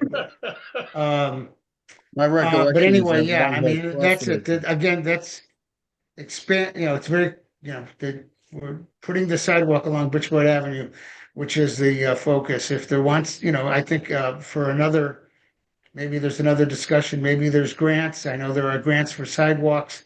The state's interested in pedestrian. If you want to connect a business center down there, but I don't think it's for this project. My recollection is Long Hill Crossroads is narrow and has significant grade on. That's correct. They may want to walk down, but they won't want to walk up. It's just a smaller version of Commerce Drive. That's got a Right. significant grade and it's got a Yep. great sidewalk. And it is used for recreation and so I can definitely understand where the residents of Hawks Ridge are coming from, but this is something that we have to look at for what's best for all concerned. Yeah, and I just to add to that, I just think any way we can slightly encourage folks to not have to drive everywhere and, you know, get a few cars off the roads. We're obviously going to be adding traffic with this development. You know, I think that's a good thing at the end of the day. I understand the concerns too. Yeah, sure. Okay. So, Mr. Silva, did you have more for us? Yeah, I'll wrap it up. I'll try to wrap it up pretty quick. I'm just going to talk about changes really. And some of the changes that we made were again to reduce the grade and the amount of retaining wall along Bridgeport Avenue. So we eliminated it from this point on. This is all just sloped now with a couple of feet. This is all graded. This area is all graded. There's no longer a retaining wall here. Our sewer line is the same as it was before. It'll be crossing underneath underneath the brook here where our utilities come together with the water line. That hasn't changed. That's similar to what we had prior. Again, the stone erosion control is similar. We have silt fencing with hay bales to kind of support that. The entrances have anti-tracking pads so you don't track mud out into Bridgeport Avenue. Oops. And somehow I'm not rendering here. Something's going on. Let me just open. And then as far as the drainage, okay, hold on. I think I gotta reopen everything here on PDF.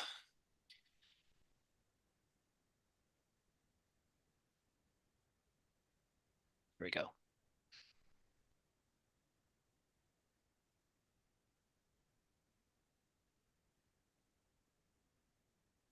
Our drainage, we have our drainage is going to be similar to what we had before. We have three drainage controls areas where we have underground galleries, and one here, and one here. And what that will do is collect the storm water on the property and then hold it underground and cool the water, clean the water, and infiltrate the water into the ground as it was prior when it was an undeveloped property as it is today. And with these controls, as you can see here in the report on page 4, we have a reduction in all three drainage areas, close to almost 50% in the mid 25-year storm events, and at the 100-year storm range between 18% reduction and 1.5% reduction. The stone erosion control, again, anti-tracking pads at all the entrances. We have silt fences around the whole property, silt sacks and hay bales around all the catch basins that are being placed so that the system is clean and ready to go on day one. We'll take all that way the system won't take in any silt or debris during construction. We have our landscaping plan, which is in 2 sheets. Again, substantial landscaping within the islands, similar to a street tree kind of landscaping. And then with the consideration with conversations with Hawk Ridge, we have substantial kind of hedge zigzagging. It's just going to be a kind of a continuous hedge along Long Hill Crossroads of arborvitae green giants, which they look like circles now, but they will grow wide and tall, and there'll be a continuous hedge, and that's what they'll create along Long Hill Crossroads, as you can see coming down. And this is basically to screen any visual impact to Hawks Ridge or Long Hill Crossroads proper. We do have, again, some plantings here as ornamental landscaping, but then you have that, again, that screen, that arborvitae screen kind of going around the pad site here. Here's our section going through one of the typical bridge crossings. As you can see, here's Bridgeport Avenue. You're going to come up, and then that arch bridge is below, kind of similar to what I showed you in that picture. And then the creek will just be free flowing underneath this open span area. And then the parking lot for the developed retail center here near, I think this is near Steakhouse. You'll come up at 5%. And you'll have your parking here, and that's basically how the driveway and the bridge works on a section. And then we have our standard details, silt fence, silt sacks, catch basins. We have snouts in all our catch basins so that any floatable material, oils and garbage and things of that nature, bottles, get trapped within the catch basin itself. And from there, it gets conveyed to an oil water separator that also and a vortex unit that takes out all small suspended solids and particulates in the water before going into our gallery system, which then gets filtered into the ground and recharges the groundwater in the area. And that's I think that's it for me. If anyone has any questions on that, it's always a pleasure. Okay. Any questions for Mr. Silva? Or for Yeah, Mr. Rhodes? I have a question, Madam Chair. So that, I don't know what to call it, but that body of water that sits in front of the property, did you say you were going to do silt fencing and hay bales along that body of water, or did I mishear you? That's during construction. Right. So during construction, we put up, it's not going to be along the body of water per se, but our limit of disturbance. So where we're going to disturb to, which is upstream of the creek. In some cases, it's in areas like right here, it's right on the edge of the wetland.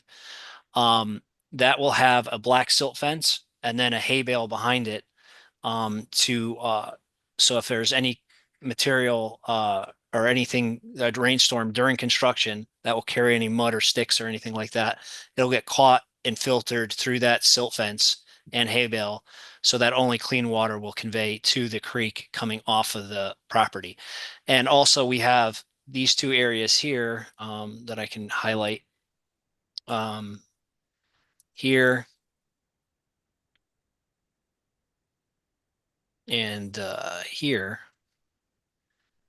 which are temporary sedimentation basins. So that's basically a depression that we create within the property during construction that we direct water to kind of to hold it and let it infiltrate into the ground.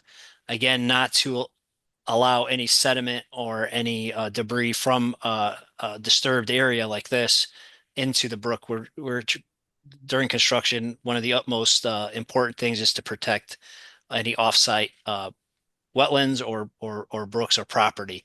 And in this case, because the downhill area is the actual brook, that's the area we want to focus on protecting.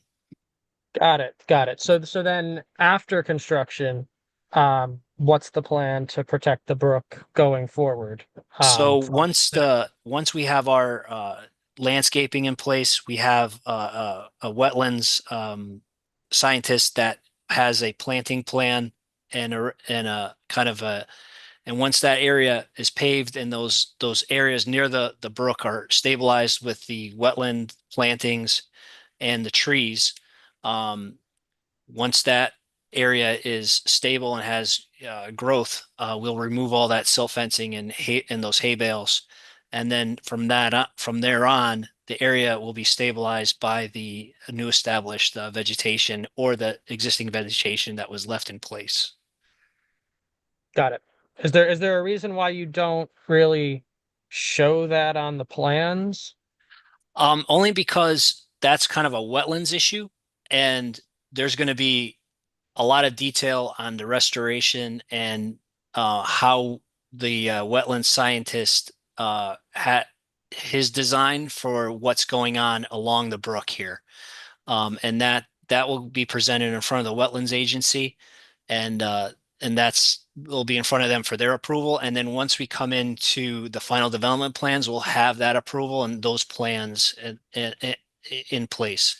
Yeah, just so you, in statutorily, before we file the final site development plans, we need to file simultaneously or before the wetlands application, who will then decide on the stream restoration plan, which we have ready to go with them. And then that it gets incorporated into the final site development plans.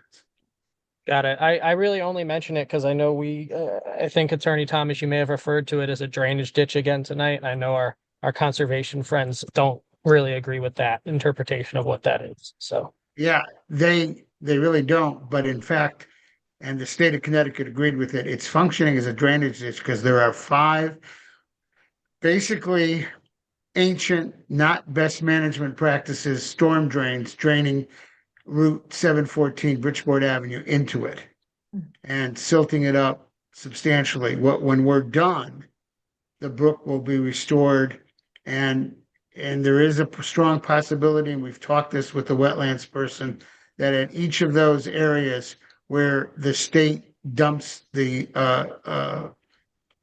storm drainage into it, we may try to address issues with what do they call plunge pools and other things to prevent as much siltation from getting into it.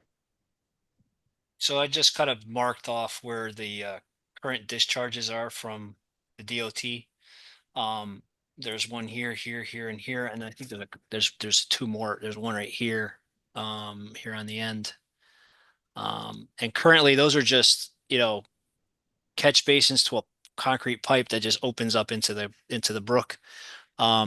What we propose is to have kind of some plunge pools to help slow down the water and collect any road debris that would come in through those catch basins. And part of our plan to protect the brook and improve it would be to modify some of these discharges here and protect. Right now, as you can see, if you look at the plan closely, you can see how the brook and the wetland lines kind of jet out towards the road. And that's because the outfalls from the state property or from the state road have gouged out kind of these little valleys and brought sediment back into the brook that way. The purpose of this brook right here wouldn't have been here, was kind of created by the road itself. So when the road was created and this area around Bridgeport Avenue was developed, all the drainage and discharge from all those developed areas, especially like up past Walmart and things. In fact, this brook comes out from underneath Walmart across the street and then down this way. And all that impervious area over the years from development around Bridgeport Avenue is what created this kind of meandering brook, drainage swale, whatever you want to call it. Because the state in the early years when this was created, that's how they dealt with drainage, was just to create a ditch on the side of the road and then discharge everything into that. Similar to what's Route 8 has currently right now. If this area comes up from kind of a ditch off of Route 8, the Super 8, and then these industrial area properties kind of tapped into that, and the discharges down through here. When it doesn't rain, this thing here on the side that goes where my cursor is essentially dry. It only conveys water as a pipe would, only when there's a storm event. I find it interesting, Mr. Silva, when you say that the protocol way back when was just to dig a ditch on the side of the road. That is true. I mean, and if you go into northern New England, I think that's still the Yes, it is. it's still the protocol. Yeah, So sort of. yeah, that's just how you dealt with drainage, you know, in the, when these roads were created. I think this one was created, I want to say in the 1930s or around there. It was originally Route 65, which connected downtown Shelton to Bridgeport through Huntington Turnpike. And then because Route 8 originally went down River Road, it got redesignated from Route 65 to Route 8. And then from Route 8, it was initially going to be a 4-lane highway through here. That's why you have fronted the access road in front of Big Y, and you had that kind of access road in front of Todd Road. Those were exit ramps on the original highway plan. But then the limited access freeway was then moved over to where Route 8 is now, and this became Route 714 or 743, I think. And that's the history. 714. Yeah. So I have some questions, comments about the landscaping. I guess it's exciting to me that you're going to have an expert work on this stream restoration plan. Mm-hmm. The northern part of the conservation easement, I think if I drive by, I see that just cut down trees. So I think that whole area was just naturally wooded. I don't know if they were tending to be native trees or not, but if they are, would the plan just be to let them grow back from those stumps? You're talking about the conservation easement on the top? Right, the north. That's end, going to be yeah. to let it grow back into its natural state. Yeah, okay. And I hate to be a killjoy, but those green giants are not native to the northeast. We can use, I think Green Giant is what the specifically the Hawks Ridge settlement people or the people working on the settlement with them requested. We could use I think there's a spruce tree or a juniper that is native that is Yeah, does the same cedar, similar thing, hemlock, maybe. Yeah, but they don't grow as yeah, fast. So the thing right. about the Green Giant is that it grows to It's aptly named. correct. Yeah, it grows It's to 40 also feet pretty quick. more deer resistant than some of the native choices. But if you could come up with Yeah. maybe a I mean, mix. remember, we'll get a much larger chance to go over at the Yeah. final site development plan stage. Right, of course. And we will be in negotiations. I think it's important to hear from Hawks Ridge people, as a balance, but we went back and forth on what they wanted and staggered and issues of fencing and everything of that nature. Yeah. Just throwing it out there.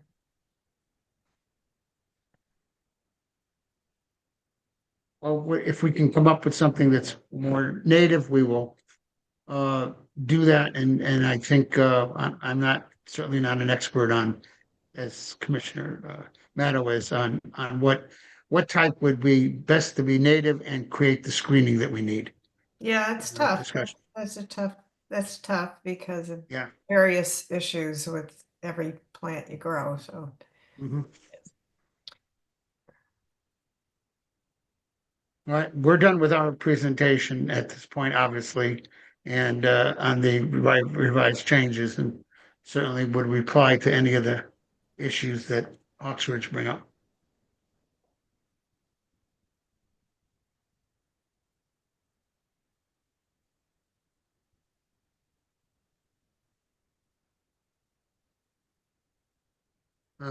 The chairman's muted. Commissioner Harger, your speaker's off. Okay. Okay, thank you. Can't read lips, huh? Okay, so now we're gonna go to the public portion. And just a reminder, the only items that the public can comment on are new things that were submitted, and that's the revised statement of uses and standard and the revised site plan. So we're gonna start with elected officials of the city of Shelton, if there are any elected officials from. Madam Chair. we're going to hear from the Hawks Ridge people at this point. That's part of the public. That's public. Oh, okay, down the line. Okay. Yeah. If there are any elected officials participating remotely, like to comment, on this material presented this evening, please use Zoom's raise your hand feature or dial *9 on your phone to be identified. Ms. Castro, any elected officials indicating as such? Sorry, no. Okay. All right. So if there are any members of the public who are participating remotely that would like to comment on any of the material presented this evening, please use Zoom's raise your hand feature or dial *9. I've added in Attorney McCann. All right, Attorney McCann, please identify yourself for the record and proceed. Good evening, Brian McCann. I'm an attorney with Pullman Comley, and I represent the Hawksbridge Association. First off, I just want to say thank you to the commission for allowing my client the time to speak with the applicant and his team. I think it was very helpful and productive, and we thank you for that courtesy and the time to do that. We also want to thank the applicant for meeting with us on several occasions and having extensive conversations and listening to the concerns of Hawksbridge. The revised plan in front of you was, in essence, a direct result of those conversations between the applicant and Hawksbridge. As you could see, and I realized that you heard many of our concerns in the prior public hearings, the vegetative buffer, the room in the site plan, the use of the upper site, green space, conservation easements were all things that the Hawksbridge folks and its professionals raised. This revised site plan does provide a vegetative buffer, as was described, along Long Hill Cross. That was and is a concern of Hawksbridge. We like the idea of this double layer of vegetative buffering in concert with a fence. We do think that provides the visual buffer. In addition, the addition of the townhouses, the residential units on the top of the site, we do believe provides not only a transitional use, but also in part a visual buffer in between Hawksbridge and the commercial development. I know there were some comments on the species of the buffer. Hawksbridge does wish to have and requested those green giants. Not only are they disease resistant, deer resistant, but they also provide a full vegetative buffer, unlike some other species. As you can see, even in this drawing, there's somewhat limited space for that visual buffer, that vegetative buffer.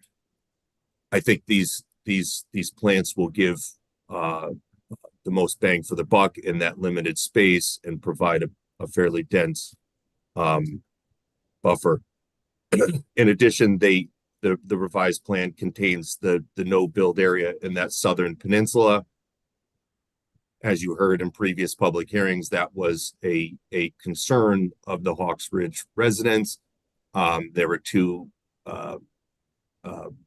drive-through restaurant pads down in that area, which just left that corner in my client's mind just heavily congested. And we believe this is an improvement. It allows green space, which we requested and commented on in previous public hearings. The only concern that we would have is that there be some conditions that would mitigate or prevent some after hours loitering, and we might suggest no covered areas or buildings where people could congregate after hours, or a lights off provision, so that there wouldn't be that sort of congregation after hours. In addition, there's an inclusion of a conservation easement that was described. We think this is a improvement on the plan, and certainly that is an area where some of those native species could be allowed to grow and thrive, which would serve the purpose that they're intended. And we've raised that conservation easement. We think it should be left natural. Natural is probably the best course of action for that area, so it's not a landscaped area. The buffer is more of a landscaped area because it's designed to meet a specific need, a specific purpose, which is visual buffer. The alternate construction access is a big benefit, an improvement, in our opinion, improvement on the plan. You heard a lot of testimony about the fast cars going down Long Hill Cross, the winding road, the bus stop, the school bus stop, the school children traversing that area to get to the bus stop. Hawks Ridge has been concerned about the impact that construction entrance and exit onto Long Hill Cross and the impacts that they believe that it will have. Providing an alternative construction access or even a additional permanent access from Crown Point 1, we believe will be a improvement on this plan, and that it will mitigate some of those and many of those safety concerns from very large vehicles, construction vehicles, exiting onto making a dangerous turn in the vicinity of fast-moving vehicles, pedestrians, school children, etc.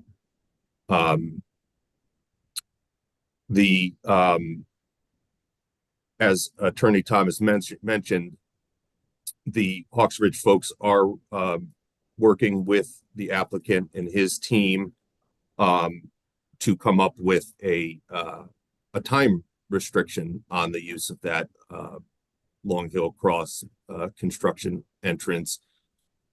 We are hopeful that construction entrance can be used for a limited term, approximately 5.5 months, and then the construction would move, the site preparation and the construction would move to the lower half of the site, with the exception of the future construction of the townhomes, which they are aware of.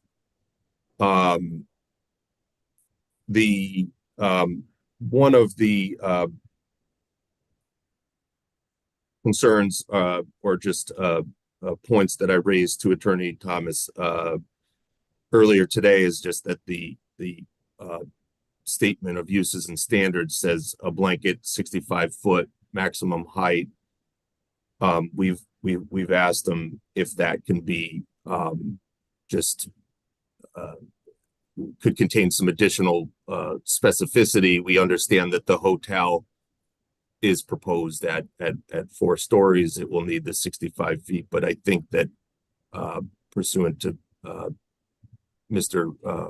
Rose's testimony, statements today, that perhaps some of the other buildings will have a lower height, and perhaps that could be further refined. Another concern that I raised to Attorney Thomas today was just that we would ask that there be no illuminated signs on the backs of the buildings. I wouldn't suspect that there's a need or desire for any illuminated signs, but perhaps that's something that could be considered by the commission. And lastly, obviously the commission does have the ability to impose conditions of approval, and we would just respectfully ask that some of these concerns, which I've just detailed, be considered adopted into those conditions. so that everyone can be assured that their concerns are going to be addressed. But all in all, we think that this is a dramatic improvement. We have been very clear, the client's been very clear about their concerns, the concerns on Long Hill Cross, the concerns about the visual impact. And we think that this buffer, the construction entrance, the no build area, the conservation easement is a dramatic improvement. So we thank you all for allowing this process, this conversation and negotiation to take place. And just really thank you for that opportunity and the opportunity to comment as well. So thank you very much.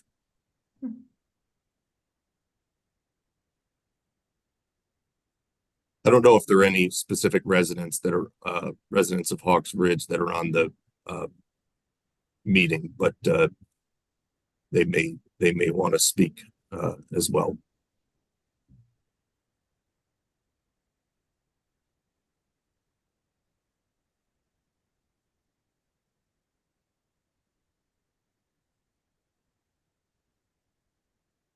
Madam Chair, you're muted. I was talking to myself again. I'm sorry. What I was attempting to say was thank you to Attorney McCann. We're happy to accommodate residents as much as possible, and we'll continue with the public hearing. And there are any members of the public that participating remotely who would like to comment at this time, please use Zoom's raise your hand feature or dial *9. I'm adding in Mr. Tom Horbinson. Okay, Mr. Horbinson, please identify yourself for the record. He's loading. Oh, he's just coming on. By the way, is there anyone else? No one's showing right now. Okay. I think I'm on. There's a little bit delay when I join as a panelist. Can you hear me now? Yes, we can. Thank you. Thomas Harbinson, 15 Soundcrest Drive. Just been watching the presentation tonight. A couple items. There was some granite curbstone was illustrated in the renderings tonight, which shows a quality or desirable design feature for the community. Those elements have been approved in other developments where there was later attempts for backtracking or downgrading during detailed development presentations, such as a desire to go to asphalt curbing instead of the granite, like on Fountain Square. And which this commission did not approve of. So just wanted to express that quality materials or treatments are desirable in our community. Regarding the restaurant drive-through component on the southernmost portion of the parcel, as illustrated on drawing SP2, it shows a single lane order pickup, but current practices show that a 2-lane order zone merging into a 1-lane pickup zone is the standard we see in the recent McDonald's on Platte Road, or a Panera Bread in Monroe, or a Chick-fil-A up Bridgeport Avenue. So that should be considered as to how a single lane order zone backing up to the entry might impact the overall development. Perhaps a clockwise traffic rotation around that building could be considered to accomplish that more readily, rather than the counterclockwise traffic rotation being shown. Item 3, transitioning to some thoughts regarding the entry onto Bridgeport Avenue, particularly the main entry between the Roadhouse and Grocer. Drawing SP9 cross-section C-C shows a height between the water and the arch to be 7 feet. And that's a little bit of a variance from what was offered in response to Chair Harder's question. Regarding pedestrian infrastructure within the development being discussed, until Commissioner McGee asked, I didn't see how pedestrian sidewalks reached Bridgeport Avenue. I will say, though, that I witnessed people waiting for a bus stop at Chase Bank at Bridgeport Avenue Commerce Drive as an example, with no waiting or standing area or consideration where a pedestrian would stand given no snow shelf. So I believe that such accommodation for a snow shelf for the pedestrian access to bus stops should be made. I don't believe a pedestrian sidewalk on Long Hill Crossroads would be wise, given the proximity to vehicles and the existing right-of-way restrictions. There are some historic stone walls or quality of life type aspects that might be destroyed during making of such a feature. And maybe it is an OSTA thing, but there is currently a bus stop at the intersection of Long Hill Crossroads and Bridgeport Ave on the west side of Bridgeport Ave. And there's currently a bus stop on the frontage or east side of Bridgeport Ave across from 555 Bridgeport Avenue. And if you go to Google Street View and look at that area, you'll actually see a bus in the imagery captured by the Google Maps camera car. Drawing SP7 has a notation along Bridgeport Ave regarding a stream corridor management by William Kenny Associates. I may have missed it, but I didn't see that document on the Google Drive. And then it was nice to hear the water course alternatively referred to tonight as a creek and a brook and a stream, until Commissioner McGee offered the drainage ditch reference from the past. But I am pleased to hear that this is an opportunity to improve those ancient methods of storm drainage impacting the siltation of the brook. Notably, there has been some erosion that caused the need to repair some of the guardrails fronting the brook recently. Certainly, before there was development and Bridgeport Ave did not exist, the water drained down the Long Hill Ave topography or the Shelter Ridge parcel to the west. And so what may have certainly been a watercourse of some sort was dealt with differently in the past than it would under current best practices.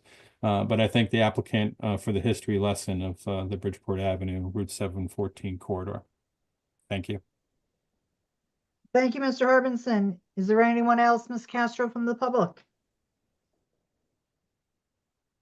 No one showing. All right, last call. If there's any members of the public who would like to comment on this application, please use Zoom's raise your hand feature or dial *9. All right, hearing none, Mr. Attorney Thomas, do you have any, you want to respond to the public's comments? No, I get the impression that you're going to keep the hearing open. I would just hope that we can resolve it shortly, because as I explained, we have issues to deal with the tenants. I did say to Attorney McCann that it was important for him to bring up the issue of signs, because this commission is just very liberal at granting whatever sign the applicant comes in for. So, you know, I thought there was something to put a restrict. That was tongue in cheek, obviously. Yes. We got that loud Okay. and clear. But Attorney Thomas, did you want to respond to any of the concerns or points that Mr. Harbinson brought out? No, I think that those are tweaks, those are changes that can be addressed in the plans and everything. Remember, this is the concept plans. And as far as, you know, whatever you want to call it, our whole point in the end, the fact that we did, at the very, very beginning of this, we did reference, and I thought I had uploaded Mr. Kinney's 2017 plan, but that plan is going to, as I explained, is going to be revised and updated by our current soil scientist, and then will be presented to the commission. So you will see the end result of that in the final site development plans. Is that the document Mr. Harbinson said he didn't see online? Yeah, that's the document. It was a note on the map from the prior 2017 map. Oh, okay. And there will be a stream restoration plan. It's being updated I got it. and will be Okay. brought to wetlands. All right, does any commissioner have any final comments, questions, or concerns for Attorney Thomas? All right, so if the commission would like to continue the public hearing, can I have a motion to that effect? So moved, Madam Chairman. Okay, there's a motion to continue the public I'll hearing second. from Commissioner Opel, and the second. I'll second, Madam Chair. Okay, very good. Second from Commissioner McGee. So on the motion, I'll do a roll call. Commissioner Kelly, Aye. Commissioner Cristiano, Aye. Commissioner McGee, Aye. Commissioner Motto, Aye. Commissioner Opel, Aye. and the chair votes aye. Motion to keep the public hearing open is passed by vote of 6-0, and this continuation will be on the agenda of an upcoming meeting. All right, moving on. We're going on to application 24-30. Steve Bellis for Stephen Shapiro, proposal to amend the Shelton Planning and Zoning Regulations by adding section 37, age restricted residential development. This is a continuation of the public hearing that opened on January 15th. Previous to that, we had accepted this application for review on November 13th, 2024. The public hearing that was open on January 15th was continued due to a scheduling conflict. Posted to the city's website is the application, a proposed new text change, and a map prepared by the Naugatuck Valley Council of Governments showing the roadways that are stated in the text change and the adjacent neighborhoods that would be affected. So is the applicant present? Yes.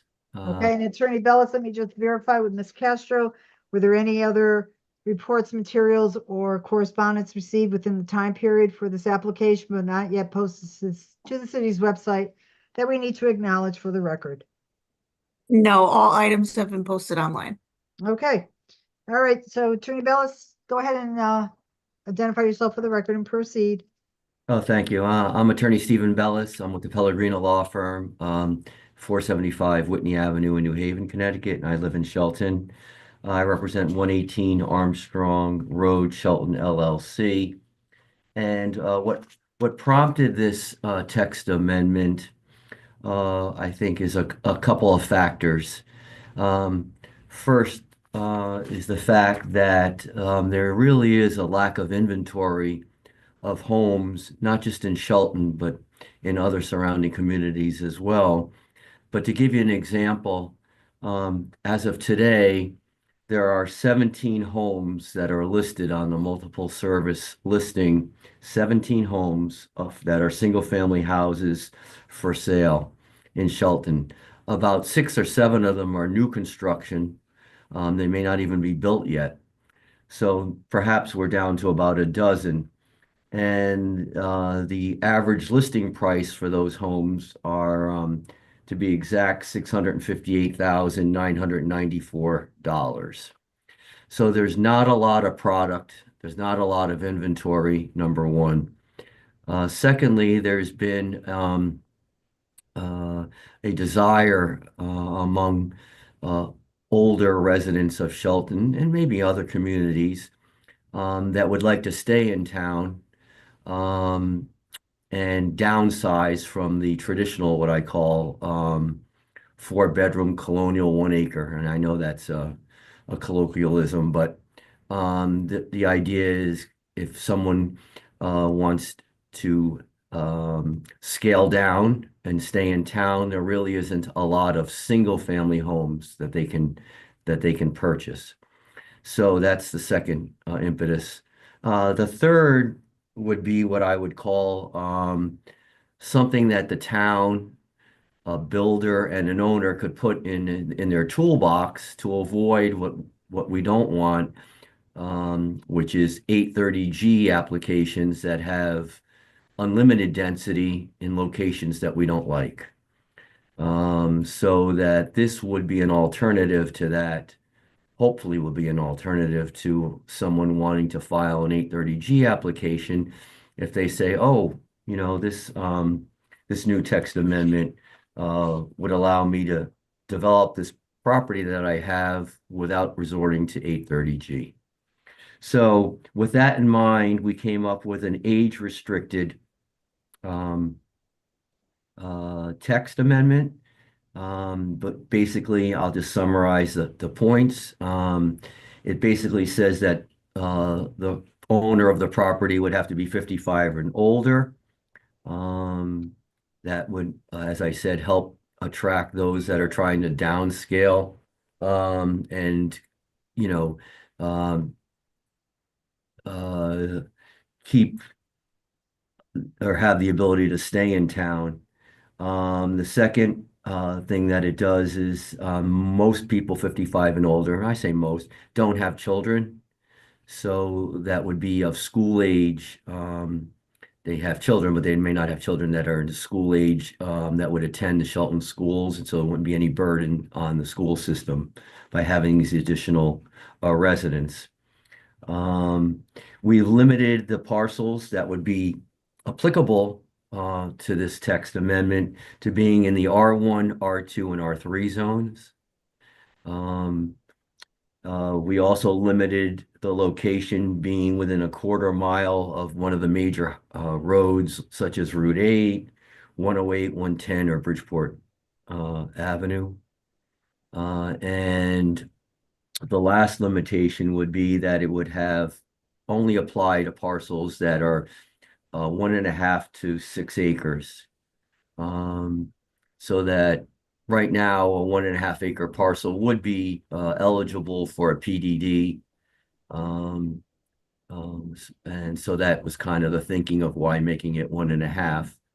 And as far as 6 acres, the thought would be these are not something that we were going to extend for the very, very big parcels of land that may be available in the White Hills area.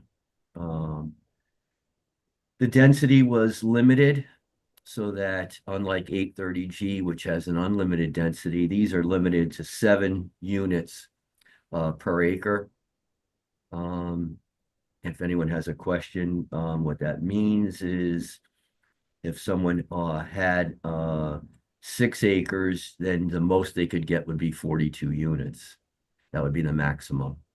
Obviously, if you have 5, you just do the math, it's 35 and so on and so forth.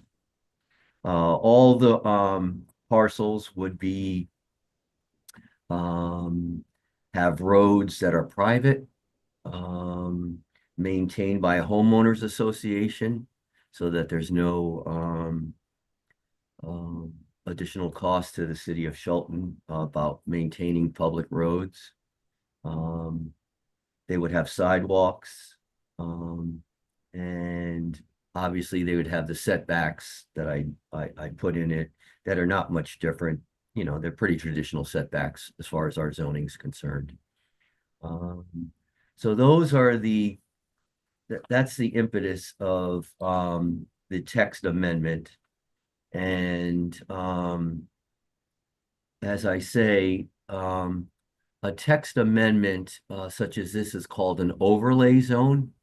So an overlay zone is allowed in our zone is allowed by state statute to be implemented by a town such and the zoning commission so that they could have the right to have this overlay zone over these R1, R2, or R3 districts. So it's not replacing the R1, R2, or R3. It's simply an overlay zone that could land if someone were to meet these particular criteria that I just went over. That's what this text amendment was designed for. The last thing I'd like to say is that the text amendment requires what we call a special exception application be filed. You're familiar with that. The special exception application would necessitate doing a full-blown site plan, filing it with the commission, and then the commission can decide whether the site plan meets the regulation, this new regulation, and then also could look at adding conditions to protect the safety, health, and welfare of the public. That's what a special exception does. So there's protections for the town to look at a specific proposal. If it's submitted under this text amendment, and that's not something that's something you're very familiar with doing anyway. So those are my general points that I have about the text amendment. If any of the commissioners have any questions, specifically on the text amendment itself or the reason for it, I'd be glad to answer your questions. Okay.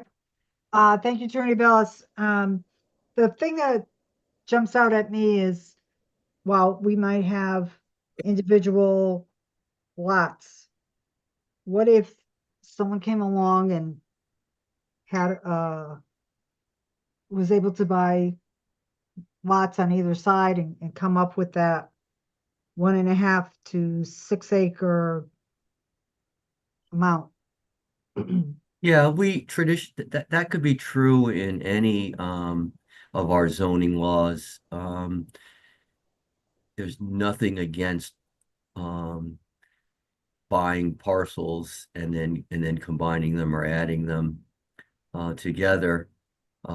It's always been a part of our zoning, so that's not something that's unique for this text amendment. Mm-hmm.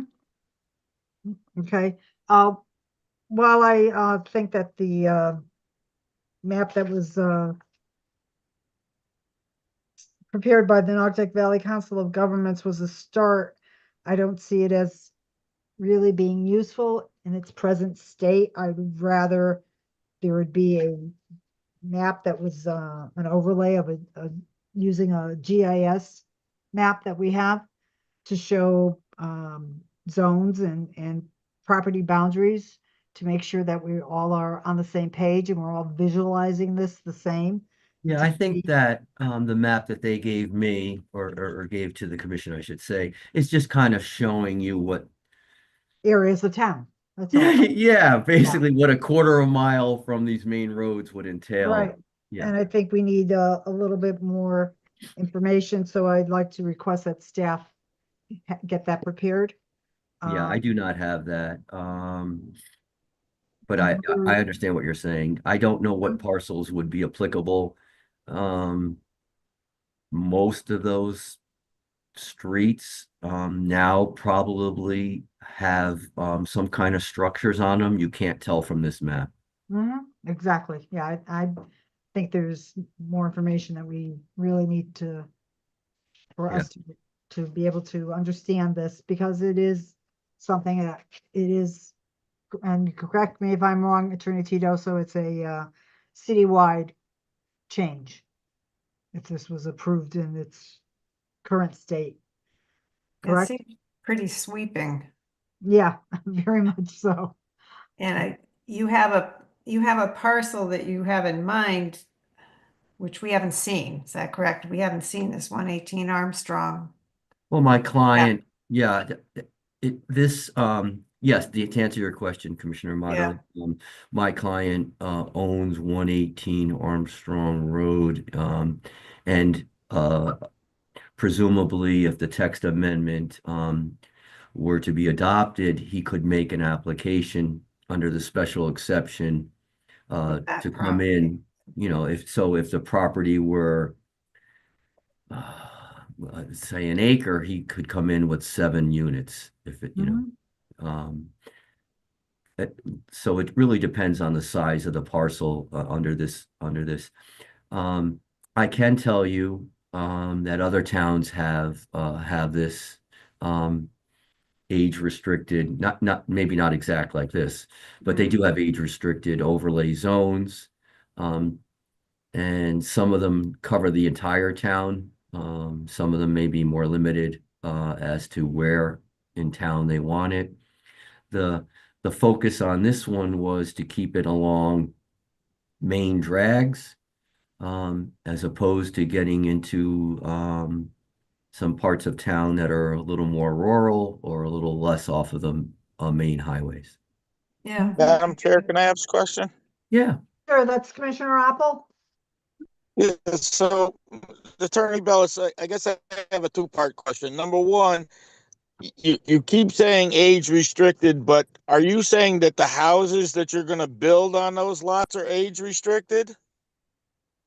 Yes, perhaps I was not clear. What I meant was that anyone who owns one of these new homes that are built, assuming the text amendment passes, they would have to record on the land records a restrictive covenant that says that they are, quote, elderly units, which are restricted to people 55 years of age or older.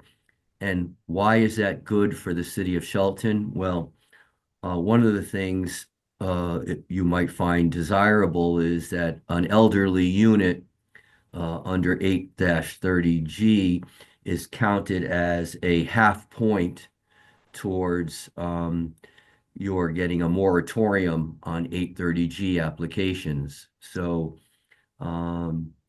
if there were, I'll make it easy. If there were 8 units constructed, all 8 units would have to have a restrictive covenant on it saying that they're elderly units, and then the town would get 8 times a half a point, which is 4 points towards their affordable moratorium.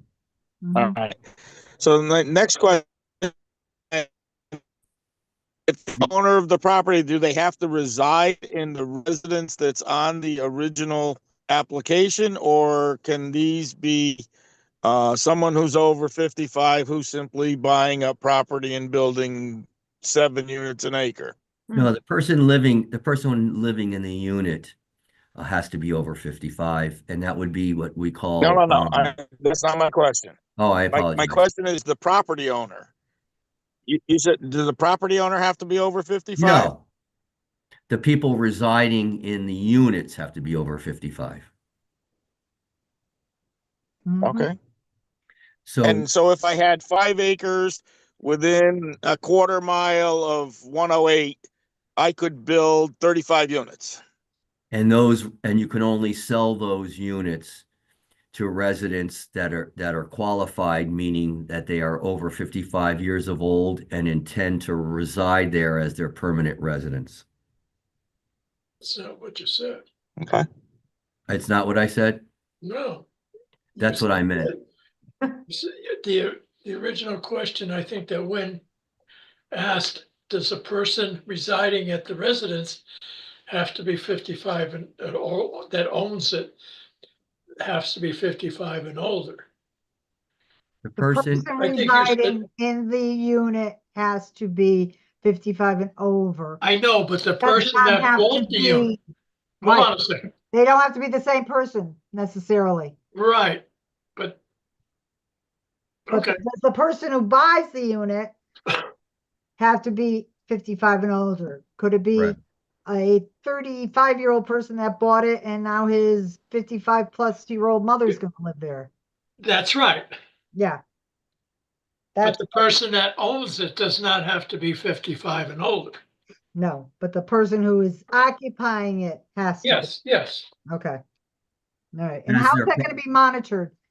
Is this like going to be condos or something? That there's a condo association? Yeah, that's what I wrote. Yeah, there would be, I didn't go through all the parcels. There would be, it's I think it says in there would be generally a homeowners, I call it a homeowners association that would monitor it. Where is that under? I see in 37.1 at the end of this paragraph, it says there's a declaration that has to be filed, but where's it about the So it's in 37.5, all internal Fine, roads, okay. drainage shall be privately maintained by a homeowners association. okay, that, So the alright. homeowners association the land would have a restrictive covenant on it that says that any of the units in this particular parcel could only be sold to residents that are 55 years old or older. And that would run with the land, meaning that it's not just for the person the first time, but for successive owners as well. It's a Yeah, restriction on the unit, that's all. You're being specific about what the homeowners association would be responsible for roads, utilities and parking, but there isn't anything in here that specifies that the homeowners association has to also be monitoring this. That's assumed to be part of the No, homeowners- you have to, it does say in the first paragraph that you have to file this declaration of restricted covenant on the land records. So anyone who does a title search would know that they're buying a unit where the resident has to be 55 years or older. Yeah, I just think that needs to be clarified and specified. So. All right, is there any other commissioner that has any comments, questions, or concerns for the applicant? I have a question, Madam Chair. Go ahead, Commissioner McGee. So 37.6 setbacks, parcels must have 20-foot lot frontage, side setback 15 feet, rear setback 30 feet, front setback 30 feet. Does that compare to anything else in our regulations, or what was the rationale behind those numbers? Yeah, they're pretty standard in the residential zones of R1, R2, or R3. That's pretty much where I got them from. Attorney Billis, would you look at 37.6? Am I not reading this correctly? After the setbacks that Commissioner McGee referred to, Yes, the last half of it says, and all buildings shall not have more than 2 attached homes with 20 feet separation between buildings. So you're talking about yeah, 2 units, a separation, 2 units, a separation, and those are the separations that are yeah, have to be at least 20 feet. yeah. If you are going to have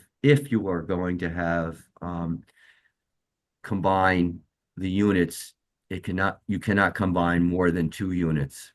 So you can't have like 6, right? You have, the most you could have is 2. And if you happen to have 2 or whatever it may be, whatever buildings you have, you need 20 feet between the buildings. Would those 2 units be on one lot or two lots? Would that count as 2 lots?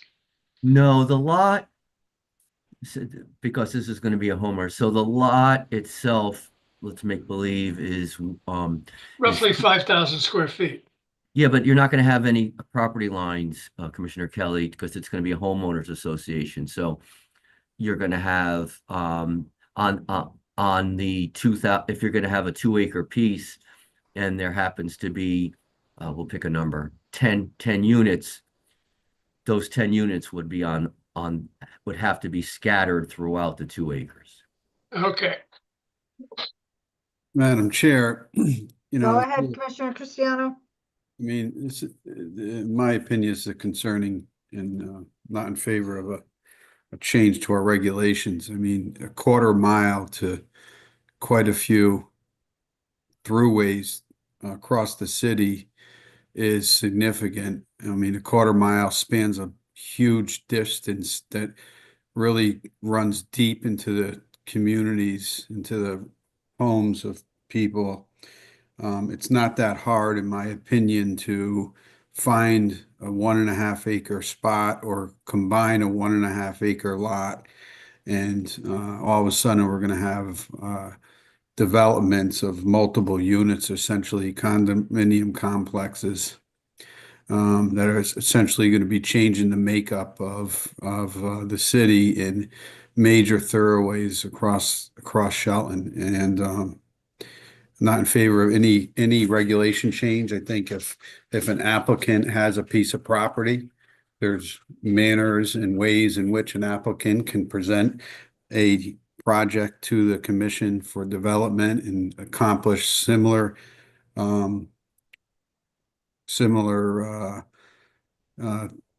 topics and how they want to develop that. It may not be exactly this, but there's ways to accomplish the same tasks. Okay. All right, any other commissioners like to make any other comments at this time? Madam Chair, I have one last question. Sure.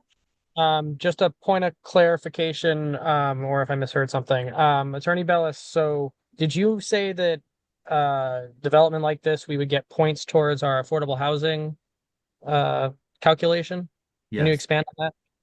Yeah, the under 830G, they break down, they, meaning the state of Connecticut, breaks down how many points you can get that count towards your 10% affordability before you could have a moratorium, or towards the 10%, and you would never need 830G again. So a moratorium, if you can reach that point, allows a pause in any 830G applications for 4 years.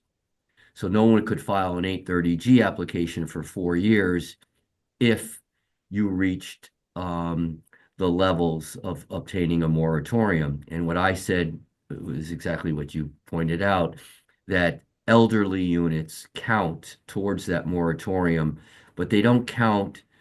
If you build 1 unit, you don't get a full point, you get a half a point. Yeah. Yeah. And we, right now, you don't have any statistics in front of you as to where we are and, well, how far away we are, correct? Well, I know you're very far away and will never reach, in my opinion, and I don't think I'm wrong, the 10% threshold, so that you'll never have an 830G application ever filed again. No, I'm talking about towards the moratorium. Yeah, the moratorium is more realistic for a town like Shelton to be able to achieve that than getting the 10%. Fairfield is just hitting it now, and they have sought permission from the state to get a moratorium on 830G applications. It's pending, and they're waiting for the state to respond. I believe Newtown may be close or have hit their moratorium level, and they'll be asking the state for a moratorium for 4 years. So towns such as ours can do it. But if you specifically, if you're asking me, do I know the figures? No, I don't know where we stand. Yeah. My understanding is that the city would have to sponsor a lot of city generated proposals like Sinsborough Heights. Yeah, that helps. It makes it easier. Yeah. But this would also go a long ways, of picking up points, even though it's unfortunately only a half a point per unit, Yeah. but it does go a long way. I'll respond to Commissioner Cristiano's comment. I don't know of any other way to get a multifamily or more than one unit in an R1 or an R2 or R3 without using the 830G application, or perhaps a PDD if it's in the right overlay zone for PDD or a transitional site. If you don't meet those definitions, there is no way. So what you're really saying is that, and as far as I'm concerned, we don't have a regulation that allows something like age restricted or these multifamily things without the PDD or 830G. And if you don't meet the PDD, then what you're really saying to the developer is, hey guys, you have no choice but to file an 830G. So what I was trying to suggest was this was an alternative to that. That's all. Exactly. Yeah. I Well, understand. the alternative would be to build according to the current zoning regulations. Yeah, That's- but if they don't like that, Commissioner Amato, Well- they're going to file 830G applications. Well, yeah, well, I tend to agree with Commissioner Cristiano that No, I appreciate that. that quarter mile kind of, and what Ginny was saying, we don't really have a picture of what that would look like specifically. I agree with you Be on quite all a that. big impact, I think. Yeah, I don't know how many properties this would affect. And I Sounds think like that's a what lot. Commissioner Harger was saying. Maybe it's only, I'm just guessing. I have no clue, guys. Maybe it's 20 pieces. Maybe it's 10. I don't really know. But maybe it's 1,000, then it's a problem, right? I don't know the answer to that.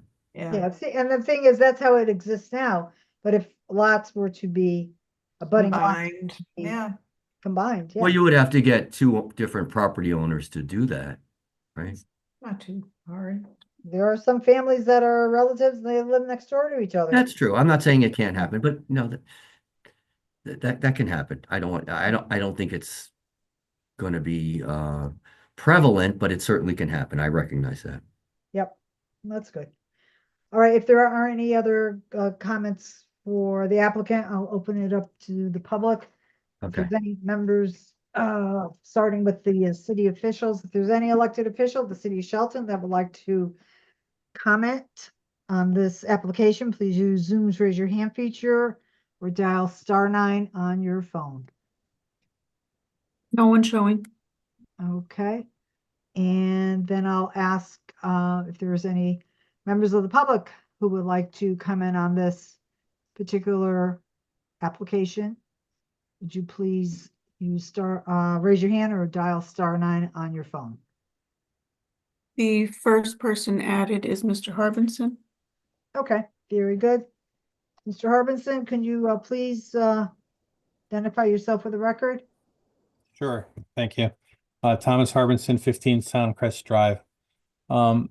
I had a couple questions, just for clarifying my understanding of some of the terminology used. It was referenced as an overlay zone. Is that similar to a special development area where within that specific overlay areas on our map illustrate where, for example, a PDD can apply? Is there anything in this proposal that creates a nebulous area where this can be attempted, such as a transition zone? And I say that because, in my opinion, the PDD usage has become antagonistic to the wholesome residential development in Shelton rather than its original intention. Mhm. As an Okay. overlay zone, it is a change to our zoning regs, and these overlay zones are near or within proximity to other municipalities where comment from those cities or towns should be noticed, such as Stratford, as an example, beyond what the Valley Council of Governments has done. So I question, has that notice been done to allow the adjacent municipalities to provide their comments as required by state statute? Okay, we can find that out. Then I think that any overlay zone, as we've experienced from our special development areas, should be defined to encompass exact parcel lines rather than bisect the parcel and generate questions as to what areas could incorporate the tool. For example, if I look at Route 108, there's a lot of open space along there. But you have 3 active applications for a parcel of land on Shelton Avenue where this might apply. I think age-restricted housing has been beneficial with the property tax generation, but none of the education costs, usually. A good example of that is the Crosby Commons on Long Hill Avenue, where it generates very little traffic for its scale or size. And I say that as someone who's lived near that facility for over 60 years. And then I had a question regarding, and you kind of touched on it, the restriction of the age 55, whether it's ownership or occupancy. So kind of 2 questions to answer it, really. If I, being over age 55, were to own one of these units and then rent it to my nephew who's in his 20s, would that be allowed? Or alternatively, if my nephew in his 20s were to own it, but I were to occupy it being over age 55, would that be allowed? Which of those 2 situations is what this is proposing? And then under the conversation regarding 830G calculations, I think also Trumbull has paused there or is asking to pause their affordable housing application, the moratorium kind of thing, as some other communities such as Fairfield was referenced. So I think it would be very important for Shelton to know, where does it stand empirically? For instance, has Crosby Commons been counted? Because I know that's an age-restricted development. So I think that's really important, that kind of thing that a city planner would be doing for us. Thank you very much. Thank you, Mr. Harbinson. Is there anyone else from the public, Ms. Castro? Yes, I am going to promote Michael Rell. Okay. Mr. Rell, would you identify yourself for the record? Please spell your last name so that we have it correctly.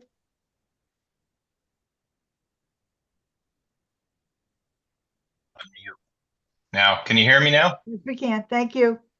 Thank you, Chairwoman, and thank you to the members that are on here. As a former councilman and mayor north of you in Weathersfield, late nights on Zooms are draining, so thank you for your service. I appreciate it. For the record, my name is Michael Rell. I live at 57 Broad Street in Weathersfield, Connecticut. I represent Steve Shapiro before the Connecticut State Legislature.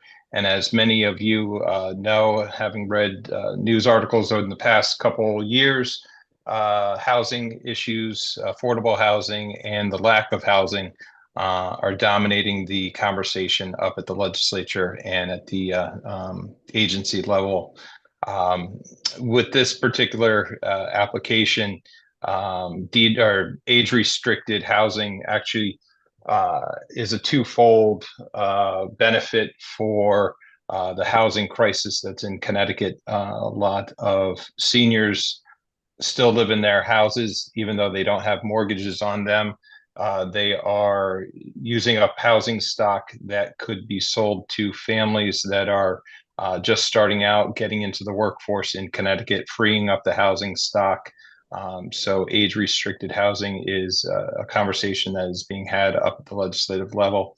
On the issue of affordable housing, it's no issue for municipalities when it comes to age-restricted and the services or lack thereof of services from the municipalities. The drain on budgets, in particular the Board of Ed budget, would not be impacted as much as other housing projects that go in where families would be bringing kids into the school system. So, this is something that we are advocating on behalf of the applicant before the legislature as an alternative to increasing affordable housing stock in municipalities.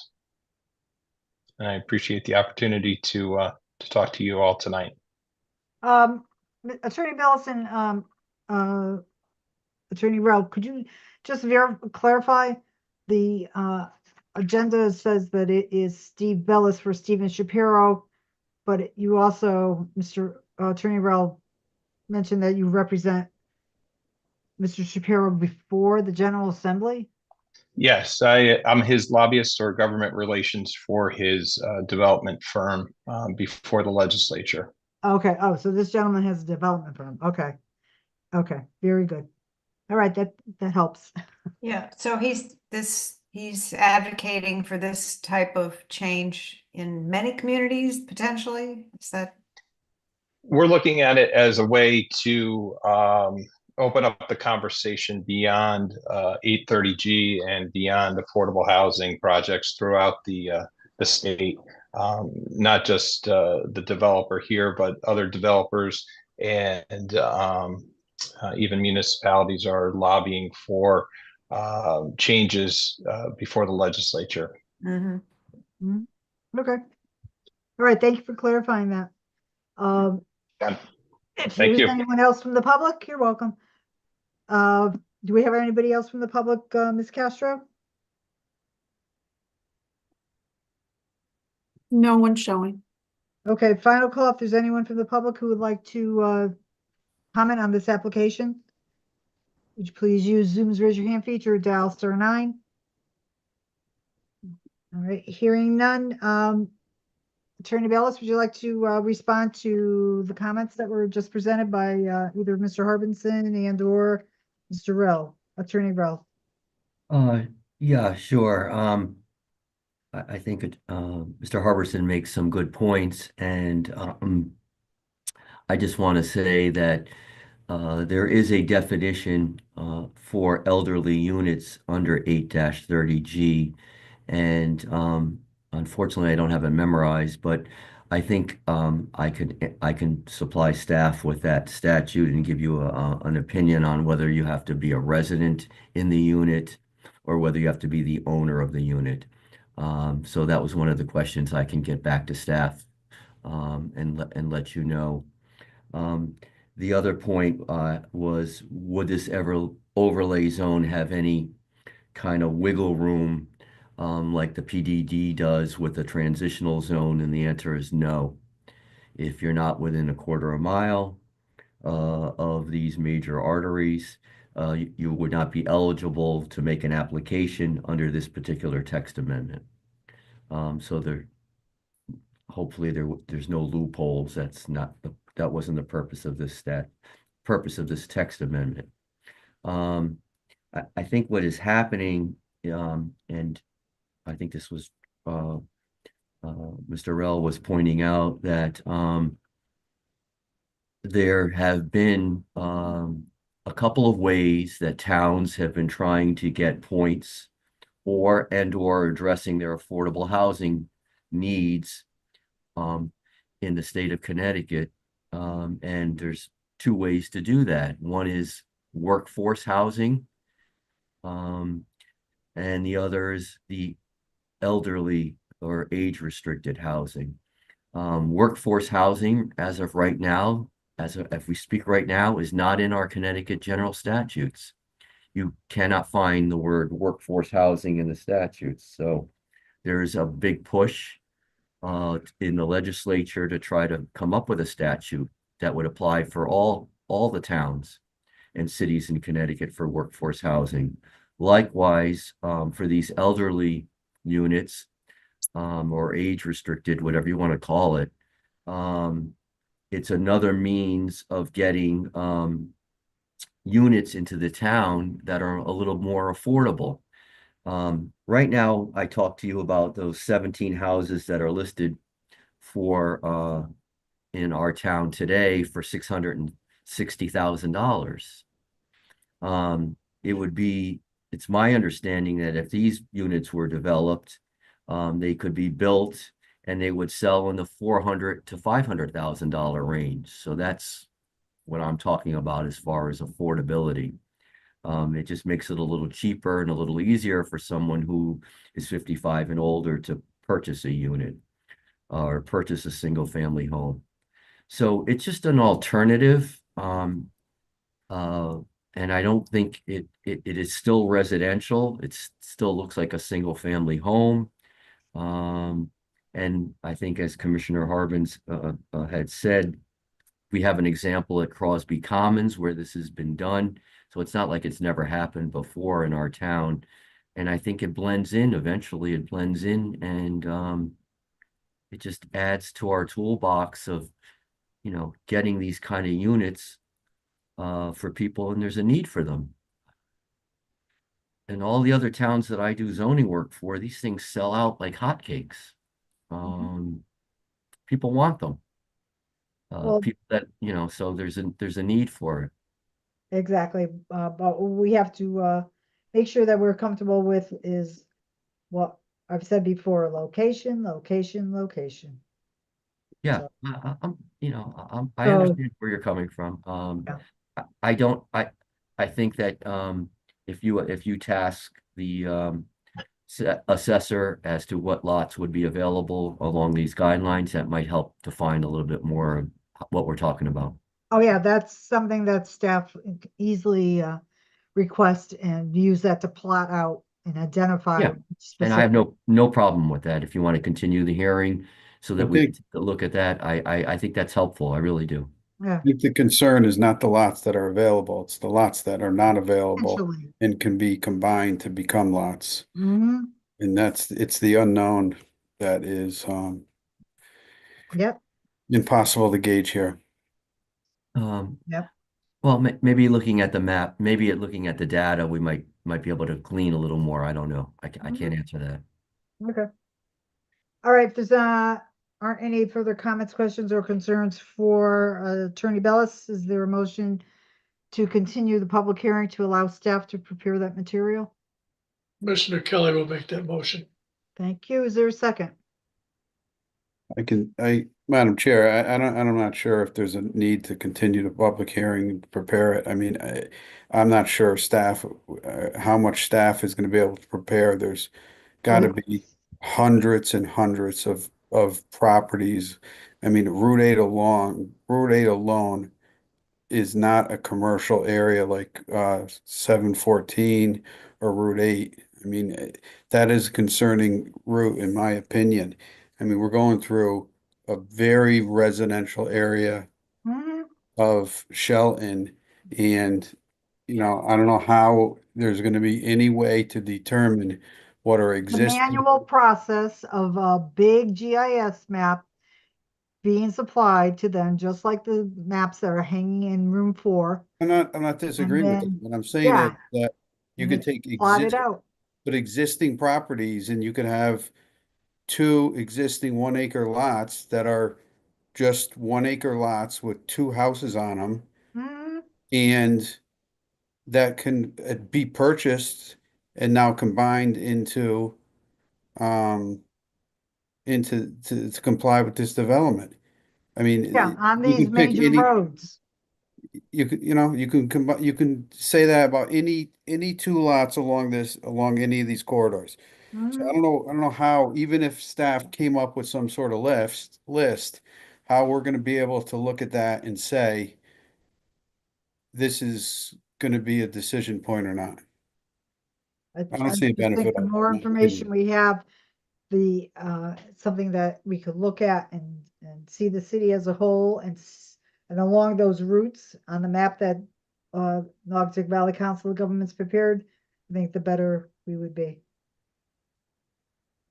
And if we close the public hearing, we just can't comment on anything after No, we that. can make a decision. Yes, we could. And without further information, I think you have an idea of what the decision would be. So, but I will defer to the rest of the commissioners. If you want to close public hearing, that's fine. Just remember that once it's Well- closed, it's closed. I just wanted to give my opinion. It's obviously, it's, I'm glad you Commissioner. are. Yep. Any, Commissioner McGee, I want to see the map. I would second continuing the public hearing. all right, you're gonna make second the motion made by Commissioner Kelly to continue the public hearing? Sure. Yep. Okay, so on the motion to continue, Commissioner Kelly, Aye. Commissioner Cristiano, nay, Commissioner McGee, Aye. Commissioner Motto, Hi. Commissioner Apple, Aye. and chair votes aye. Motion to continue the public hearing is passed by a vote of 5-1. Okay, so this item will be on the agenda of an upcoming meeting for discussion by the commission. All right, so we're moving on to old business.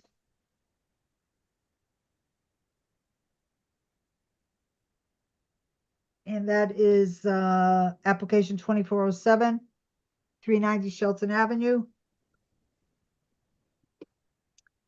Chris Russo.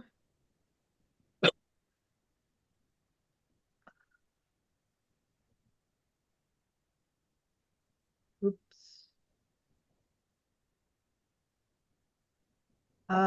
Chris Russo, who Wiz LLC at 390 Shelton Avenue, Assessor's Map 89, Lot 29, and R1 zone for a planned development district on 5 acres for 16 detached dwelling units.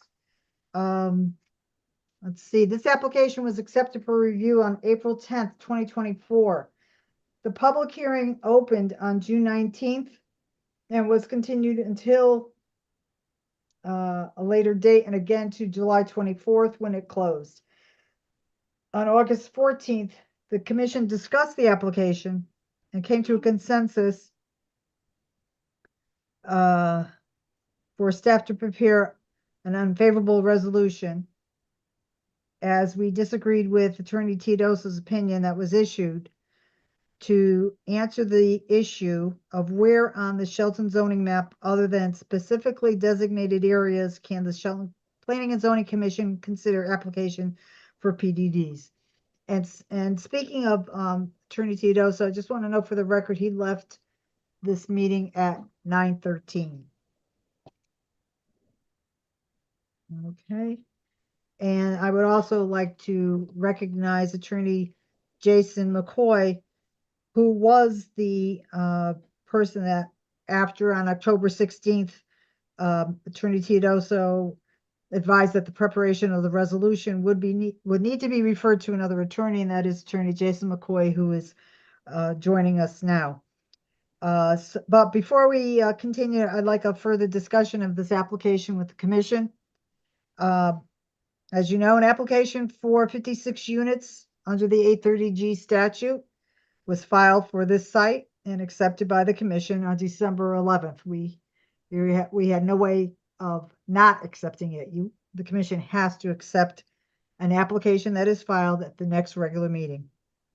So we have before us something to, I think, can think about. Which is the lesser of two evils? An application for 16 units on this property or an application for 56 units filed under 830G.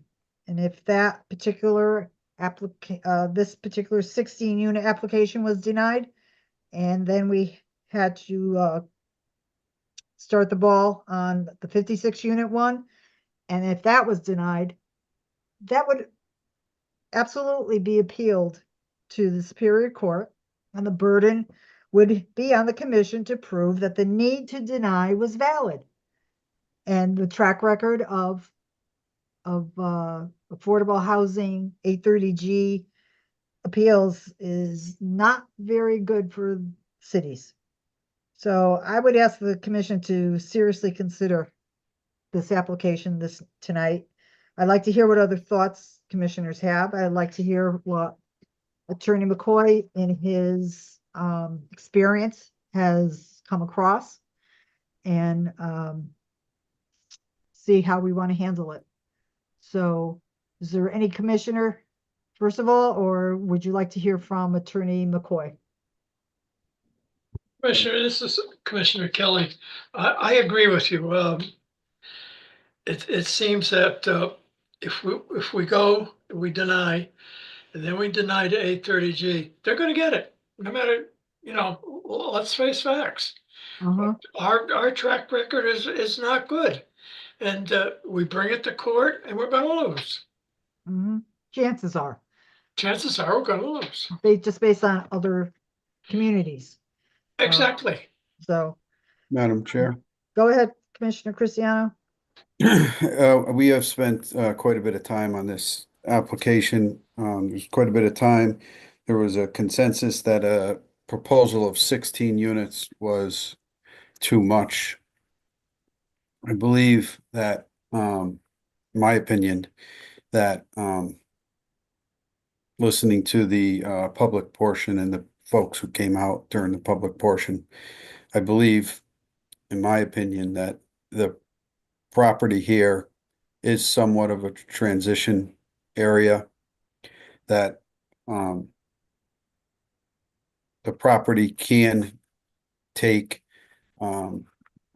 condo type development. I believe that a lesser number of 16 would be acceptable. I think that a compromise from the 16, reducing it to a dozen units would be a good number for that property up there, and how it gets laid out specifically would be up to the applicant if they so agree, but I think that's an acceptable number. Again, it flows with the adjacent Aspetuck property. And I agree that the 830G application is unlikely to be ruled in our favor if it comes up for denial. Okay. Do you have reason to believe that this applicant would go with 12 units versus 56? I don't. No, we don't. And that's the whole thing. The applicant would have to weigh it as much as we are as well. When this was presented, this whole kind of thing is getting me upset. I've taken a lot of aspirin with this one. Okay. I think our discussion and reasoning for wanting an unfavorable resolution was a sound argument and discussion. This was presented through all this initial presentation as cluster zoning. But I would be receptive to it if it had really been a cluster zone plan, which would mean you would take that piece of property, figure out how many units you could put on it with the original zoning, which would be very few numbers, be much less than 12. But anyway, you'd figure out how many it could maximally have under the traditional zoning, and then allow that developer to cluster those units closer together than what that traditional zoning would allow. And then there would be a benefit of a good piece of land left over that would be conservation restricted. I would have been very receptive to a application like that. I don't know what the number of units would be, but they haven't presented us with anything like that. So to say 12 units to me just sounds completely arbitrary, and we don't have a plan to look at with less units or any particular number of units, or any idea if the applicant would be receptive to coming up with such a plan. Okay. Those are valid points. Commissioner McGee, you're here. Yeah, I think so. I'm with Commissioner Matto that this just yeah, I don't feel great about this conversation. I think the big thing is I don't like the idea of agreeing with the original proposal or even shrinking it just on the basis of I think that sets a precedent that it is a transitional zone, and I don't agree with that whatsoever. But with that being said, when you're looking down to the barrel, I understand if we as a commission feel like we need to make a decision that maybe we're not all happy about. And I'll leave it at that for now and listen to the attorney. Yep. The only person we haven't heard from, Commissioner Opel. Yeah, my concern is we very rarely get to see what the next 3, 4, 5 steps are going to be of an applicant. And in this case, we have that vision in front of us. If we vote not to approve a 16 lot subdivision in a PDD, which we get to control more than most places, you're going to get 56 units shoehorned into 5 acres on Shelton Avenue. And we're not going to be able to stop that ball from rolling. So I think we're playing a big game of chicken by not simply at this point agreeing to the 16. You can pick an arbitrary number, pick 14, pick 15, pick 13. We don't have necessarily a substantive reason to pick a number less than what the applicant has requested. I don't think we have a defense to do that. And I know we don't have a good defense to say why we allowed 56 units to be constructed. That's a big problem that we're going to be faced with. And I agree, it's not the best of scenarios. It's kind of a hold your nose and vote thing. But I think I'd rather have 16 than 56. Mm-hmm. Okay, well, if there are any other comments, then I'd like to introduce Attorney Jason McCoy, who was retained to assist the commission. I just want to say, I understand what everybody's saying, but let's say we say, okay, 16 units. Doesn't that tell any developer everywhere in the city that they can put any number of houses in any zone because there is that threat of the 830G? Don't we just tell everybody? Already been before us, 2 Mohawk. But Elaine, Commissioner Maddow, PTD, right? It's a threat in a lot of cases, but in this case, it's not a threat. They've already filed the application. We know what the next step is. That's fine, but it's not a maybe good not answer. everybody would want to know beforehand that they would not have to go to court. I mean, we're just telling everybody, go ahead. You don't have to fight this. We're just going to approve any density that you come up with. But I think the other part is that sometime an 830G building is acceptable in certain locations. May not be the best plan, but it is acceptable in certain locations.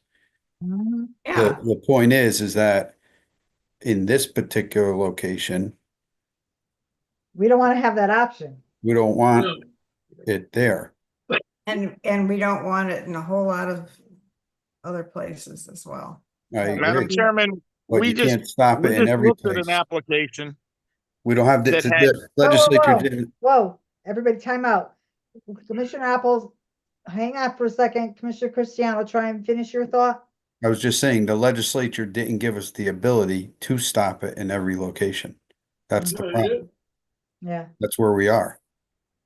Okay, Commissioner Apple, now what were you going to say? So we just had an application put in front of us moments ago that we're putting 8 units on 1 acre.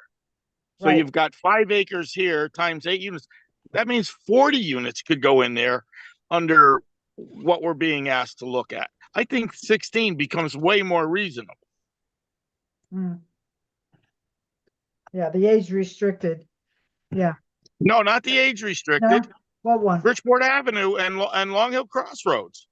Those 8 units on that 1 acre above Oh, the back. shopping center. That's Got it. correct. Okay, You're right. 8 units on 1 acre gives you 40 units on 390 Shelton Avenue.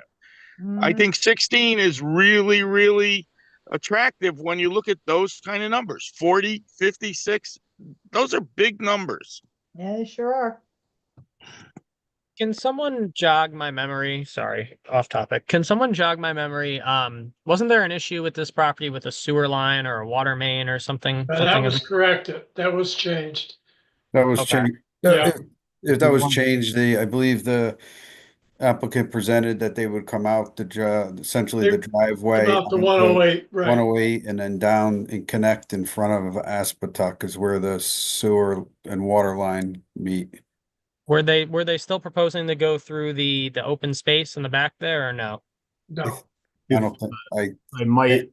I recall they were coming out to the 108 on both. Mhm. That was They my were. memory. They were coming out that 108 for utilities. You're absolutely right. It was, if I might, Okay, Attorney McCoy, go ahead. I just on Commissioner McGee's question, I had reviewed all of the transcripts from all of the hearings you had on this, and you had raised that, and all of you had raised that, and he had the attorney had represented that they would file a map with that correction for both the water and the sewer. And anything you do here needs to have, at least if you do approve it, with a modification related to that being filed correctly and shown on the map. And I'm not sure is staff on the call from, was that map filed?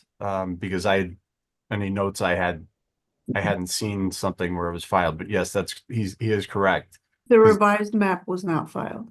Okay, so there needs to be, and that was one of the items that I had on a list of things that needed to be modified, that they'd have to file a map consistent with that, along with after the final adoption, you have your procedure for approval, which will require that. Mhm. All right, so Attorney McCoy, just backing up a step. Can you sort of just give the commission your take on this whole thing? Okay, well, I mean, your community has multiple PDDs within it, and more than a lot of communities. But with it, when you have a city, it's common to be able to develop small parcels of land and have these transitions. Now, you specifically designated, which I was brought up under 34.1A, certain areas, one of which is that you talk about Route 8 and Bridgeport Avenue corridor, which is you're almost not allowed to kind of challenge what's going to go on there, and it's accepted as being allowed in that area. But this one falls under the 34.1B, which is where Attorney Teodosio's opinion comes into play. And I can get into a couple of areas on that after, but under Section B, they talk about this non-residential area. And there's some discussion about the non-residential area, and people were equating the area to a zone.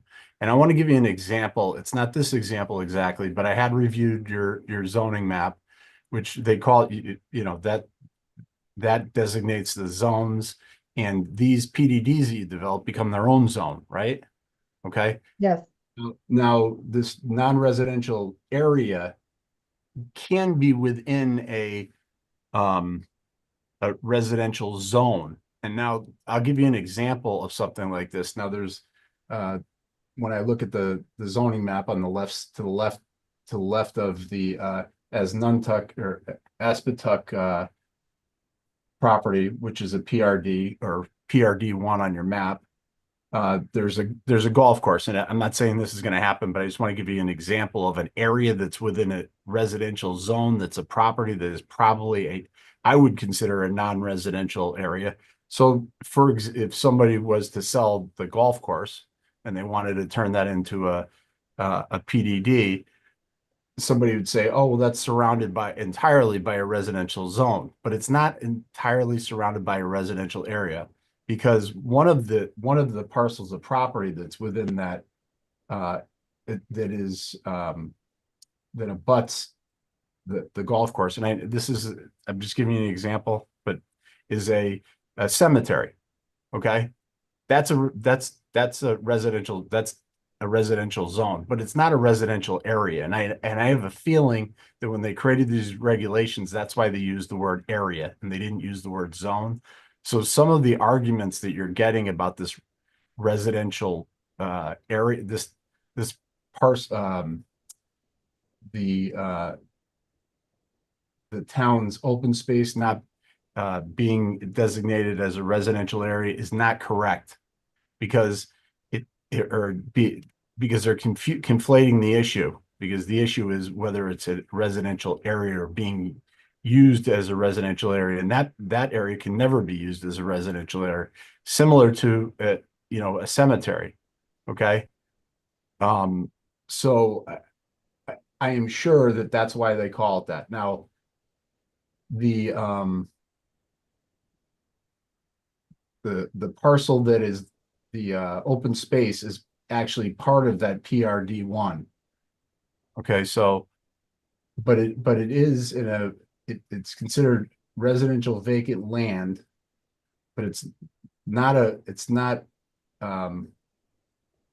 residential area. It's non-residential because of its use based upon the deed, similar to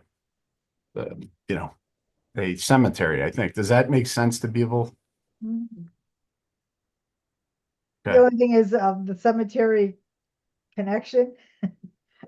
Well, the reason I'm saying that is because if someone were to, for example, the owner decided to sell the golf course, people would come out and say, well, it's, over, and I'm talking about off of Old Shelton Road. Yeah. There is one piece of land here that is a residential zone, but it is not a residential area because it's a cemetery. It's not a residential use.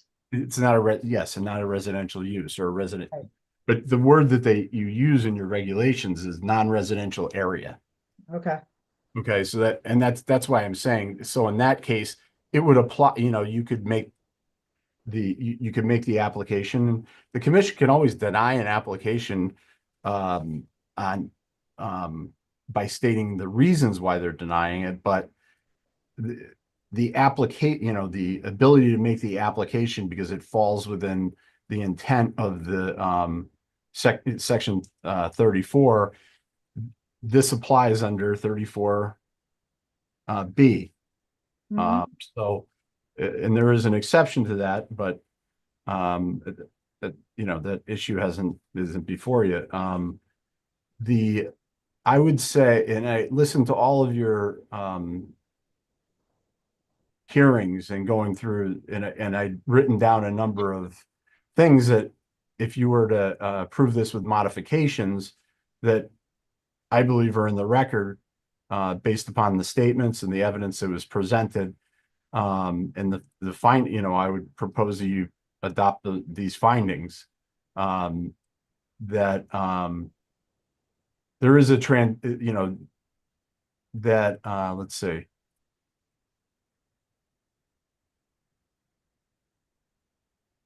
That the commission would find that the number of proposed units would shall be reduced to 16 units, from 16 units to 12 units to accomplish an effective transition in land use and buffer to the adjacent residential neighborhood. And that, let's see, well, there's findings on the traffic flow. Some of them based on what was discussed and some of the evidence that was offered, some of which was offered by some of the public. There was an Exhibit C, but let's see, the commission finds that the traffic from the proposed site with 16 units would overburden one of the main thoroughfares within the city of Shelton Avenue due to the entry and exit ratio as indicated in the applicant's traffic study, because you'd want to reduce that. And you guys had, and there was discussion on that, and it seemed like people agreed on that. And the way to reduce that would be by the number of units that you'd propose, along with the traffic accidents that were discussed and the evidence that was presented by members of the public. And I'm sure you've all reviewed that.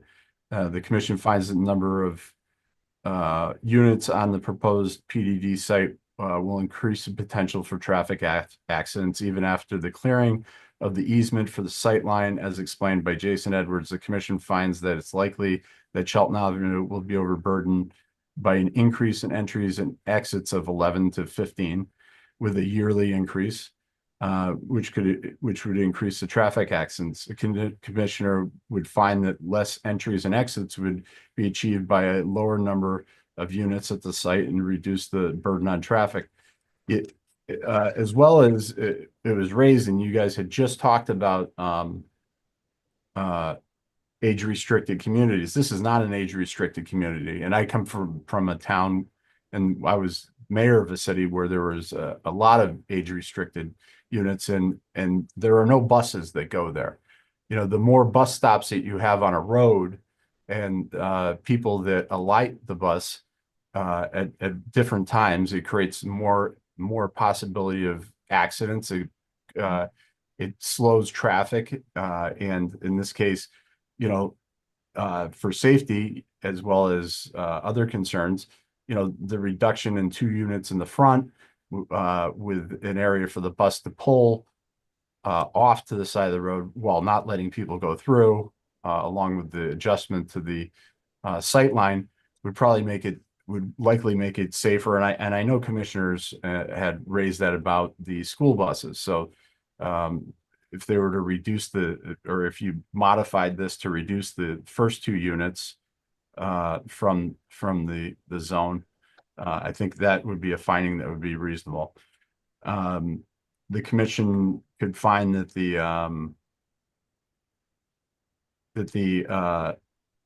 site should be reduced from the proposed 16 units to 12 units, the number that you'd used. And let me just make sure my number's right, but which should lower exit and entries on an acceptable range of 7 to 9 entries and exits a day, because you'd have less units. Had the site remained a standard residential zone, there would be lower entries and exits because, and I think Elaine, sorry, Commissioner, I don't know her. Amato, yeah, she had talked about reducing the number of units and having it be in a tighter area, which would give more space. And I would say the area that abuts the rear of the property, if you were to reduce those 2 units, I think I have it written down which numbers they are, which would be. Well, that would be up to the applicant to, if the commission was to. If they wanted it as well. I mean, if you know, I mean, I guess you could put a broad reduction of just 12, but you know, to come in line with what some of the findings have been related to open space, related to green space, and some of the other issues, you may want to choose which ones to reduce. And I can show you the maps for that purpose. The commission finds that improvements, obviously, I think you'd find that the offsite improvements and utilities and the infrastructure necessary it would be at no cost to the city. That's an easy finding. There shouldn't be any adverse impact to surrounding properties. In fact, it'd probably make it safer for surrounding properties if the state were to clear the area, clear the easement that they have, opening up the sight line by 400 and some odd feet. The proposal, let's say, the commission would find, yeah, Jason Edwards discussed that, their expert. I don't think, obviously, the value of the properties is going to be based on fair market value, so there wouldn't be any reduction. I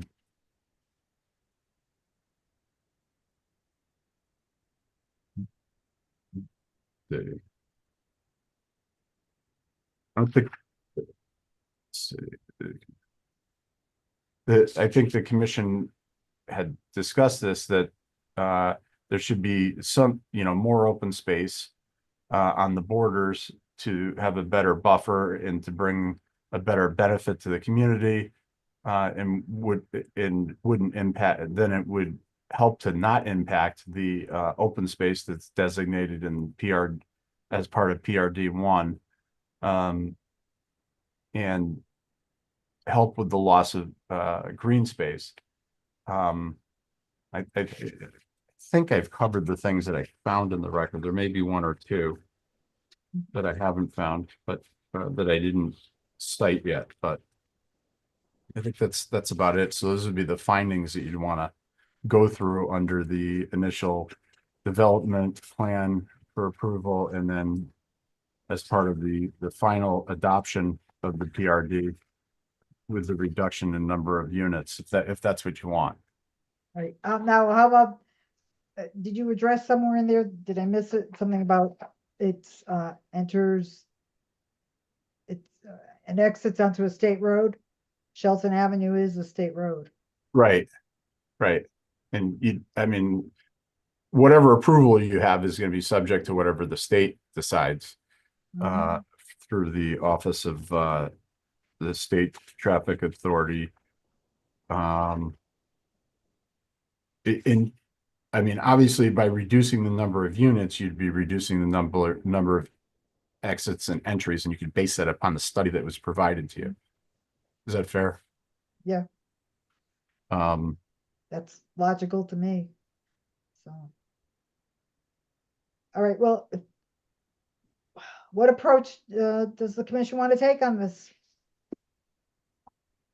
We only have one proposal before us, and that's the 16 units. Right. So we don't have an alternate plan with a reduced number of units to look at. No, but we can say this is what we're comfortable with. And that was one of the things that someone had said to me a while back. Why don't you just approve what you're comfortable with? But we don't have anything to look at to be comfortable with. I mean, I would, if I were looking at environmentally, I would look at even a high rise, if you're going to have a small footprint on this 5 acres and preserve as much of that acreage for open space as you can, and have I would be receptive to an apartment building as opposed to this kind of sprawled out. I would like to see how many they would come up with. You'd have more traffic flow, wouldn't you? Is a 12-unit building or a 8-unit building something? I don't know. Madam Chair? I drove out of that place. You take your life in your hands trying to get in and out of that, trying to get out of that site, trying to drive out of that site. But traffic is not our. All right, who was it? Was it Commissioner Opel? Did you say something? Yeah, I was wondering whether the applicant's attorney is on our Zoom tonight, and whether they would want to comment on the proposed reduction of units. I'm not sure. Ms. Castro? The applicant's attorney is not on. It's not typically common that they speak during discussion. Yeah, no. Okay. No, I think the whole point is that if we do have documents that show for application 20. Well, my question was going to be, they've asked for 16 units, and they have the 56 unit proposal already in the system, in the pipeline. Right. If they don't like 12, they go to they go to the 56, and we get that. Okay. Mm-hmm. We're holding a lit firecracker, and I'm not sure we want to play that game of chicken. I'm just not comfortable enough to say I'll gamble knowing that the 56 units is already in the pipeline and we have to act on that pretty soon. And we know that our action is pretty much have our hands tied. We just have to approve it. All right. There is, Ms. Castro, if you go on the Google Drive for 2407, there is site plan dated April 10th. Is that the latest one that we were given? There's a whole list of documents there. Because I wanted to make sure Commissioner Amato understood, there is a site plan that was filed for this. So we For 16 know, units. for 16 units, that, so we Yeah. know what the potential layout was going to be. Yeah, of And course. if we came up with a lesser amount, that's up to them to lay it out. If we wanted to put restrictions on it, Attorney McCoy, we have that ability to do so, don't we? You could, yes, and I think you could as well. I don't want to speak out of turn, but you could also say, well, I was just trying to base what I was saying on the discussions from your prior hearing, so you don't have to listen to me. I was just using the statements in the record for as evidence for your findings, but so. Okay. Commissioner Christina, I'm in favor of reducing it down to 12. That's a significant reduction. I would rather leave it up to their engineer to or architect to come up with some degree of a layout. I know part of the concern was how tight some of these were, the road layout and so forth. So perhaps when they look at it, they would come up with some tweaks to it. So I wouldn't, my opinion, I wouldn't want to say, 2 units from the front, 2 units from the back, rather than look at it, I know there's topography issues here and so forth. And see what they come back with. They could always say no, and we're right back where we were. They're Move not on to the accepting. 830G one. Right. Yeah. Well, that's my question though. If we give them a number that they don't feel is workable, we're getting 56 units. And that's a big gamble. Mm-hmm. Right, and just so, I mean, this hearing it's already been closed.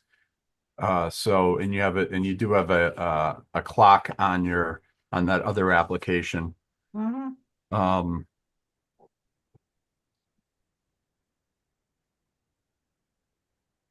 I think we have to bite the bullet, people. Can I ask a question, Madam Chair? Sure, Commissioner McGee, go right ahead. If we were to approve either the 16 or 12 or whatever, right? I guess mainly this is a question maybe for Attorney McCoy. If we were to approve 16 or 12, but say we attach an affordable component to that, would that give us any protection if the applicant then wants to come back with the 56 and say, I'm doing this for affordable housing after we had already approved some affordable housing? Maybe that helps if they so choose to go down that path. Okay. I don't think you could attach that to it or make that a modification. The applicant has to do that, right? They have to do that. And let me just mention something that's important to think about from their standpoint. The reason why they propose more units in affordable housing on a piece of property as opposed to less units in something like this. The reason is the cost of the property. They're going to have to sell those units for less money, but it's just math based on the cost of the property and what profit they need to make, and they're based on their investment, right? So they're going to be selling each unit for a lot less under an 830G approved property or site as opposed to this acting under this application. So, I don't know what the dollar figure is on the restriction for the or what they're going to be forced to sell them for, but it's going to be math for them. Do you follow what I'm saying? Mm-hmm. Like 16, Math, yeah, of course. probably 36 units on the property. I think my problem is I don't always trust their math, but I understand what you're saying. It's probably 36 units on the other one and 16 on this makes up the difference. They're making the same amount of money. Right. And Understood. that's conjecture, but I think that's where they would be, coming from on that. And then, if they do the math on this and they don't believe they're going to be making enough, and I think that's Commissioner Appel's point, is then they'll just go with the 830G application. Mhm. At least we'd get some affordable housing out of it. Right. That's true. And if A some of lot these, more than that this particular piece of property could. But it's going to be Not much that- more impact to that area. Yeah. Oh, A lot absolutely. more. I I'm mean, all sorry. the issues that you all have addressed relative to the traffic, relative to the runoff, relative to the open space, relative to green space. It is going to be more, and the 830G, looking at that, I mean, that is closer to that, I guess, single density cluster type property. Having had looked at that, that's not really part of this record, but I'm just indicating that the concerns that I found in this record are going to be double in the other record, but you're probably not going to be you're probably not going to be successful on a denial there in a hearing, in a trial on the property when it's appealed to Superior Court, just because you're going to have more evidence in the record. Here, you guys are creating a zone, so this is really legislative on your part, and I think there's enough in the record to sustain your position on this. Mhm. All right, I'm sorry if I'm being dense, but I'm gonna ask the question again. Maybe Why I am. why can't we exactly say, even if say we're gonna improve the 16, all right, we're gonna improve the 16. Why couldn't we follow our affordable housing plan and say, all right, 16 units, but 12% we want affordable because that's in our affordable housing plan? Why can't we do that if it's a PDD? I don't think you can. I have to get back to you on it. I haven't seen that, so I feel like I'd be giving you bad advice if I was completely affirmative. I'd have to look at it. I haven't seen that happen, but I mean, obviously, I think that's a good concept. However, they likely would just move forward on the other application because of the Cost. the profit that they want to make on their investment. Mm. Does that make sense? I don't know, and I don't know if it logically, I don't know if it just logically makes sense, if someone's coming in for a development, you can't force them into affordable housing, even if Don't it's forget, separate. there's 40-year restriction on it too. Right. I mean, the second application is a second application, right? This application doesn't have affordable housing connected to it. I don't know how we could turn around and say you have these restrictions. Just doesn't But- seem. But hasn't this commission done that before with other PDDs? If there was affordable already connected to it. This is not considered a high density Right. house.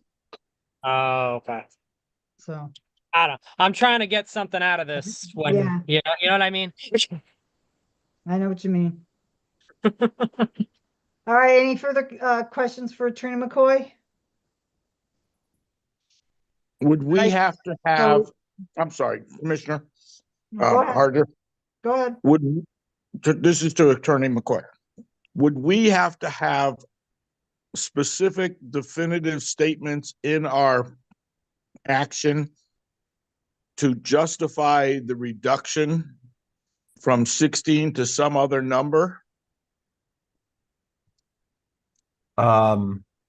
Yeah, I mean, they have to be reasonable, but I think the ones that I cited are within the record that you could stand on. Mhm. you know, All right, what I would like to do is for us to come to a consensus again as to what kind of resolution that we should come up with, and that would, all the discussion this evening, I think Attorney McCoy has a good handle on what we're trying to achieve. Give him the chance to sit and come up with an appropriate resolution that would address the concerns we have, and then present it to us ahead of the upcoming meeting to give us time to read it over. And then, like we've done before, the resolution is identified. We go through it. If we have any tweaks that we have to do, we do it that night and we vote on it. But right now, ladies and gentlemen, we have to come to a consensus on this particular application as to, is this going to be a resolution for approval or a resolution to denial? And as I started off by saying, what is the worst of the two evils? So I would, Madam Chair, I'll start. I would Go take ahead. 16, I would take 16 over 56 for this specific property. And I don't want to try to get into a game of, guess my cards, by trying to guess 12, 13, 14, or some other number. so you want to go for the straight 16? I would do the 16. I don't want to gamble. Okay. That's okay, on point there. So you're not interested in on like, it would be 25% reduction, like 12 to go down to 12 units. I understand that, but you Okay. don't know if the applicant is willing to accept or even negotiate that. So then they say, no, we don't want it. We'll just do 56 and we're stuck. Right, okay, yeah, I get your point. How do other commissioners feel? I think we may be, I could be wrong, but I think we may be discounting, how much appetite this applicant has for going through more attorneys and more hearings and the cost that's associated with that. So, I mean, if we have to choose something and I don't like either choice, I would prefer 12 rather than 16. Well, I feel that the appetite is the same on both sides. We also have cost. We have lawyer costs, so on and so forth. I kind of agree with Commissioner Opel. I'd like 12, but if we settle for 16, we settle for 16. Mm-hmm. Great. Okay. Anybody else, Commissioner Mato? Where are you at? Is Commissioner Mato with us? She left. No. No. I've been turning myself off as much as possible. Yeah, I'm not in favor of this proposal or approving it. It's not. Okay, Commissioner Cristiano, did we hear from you?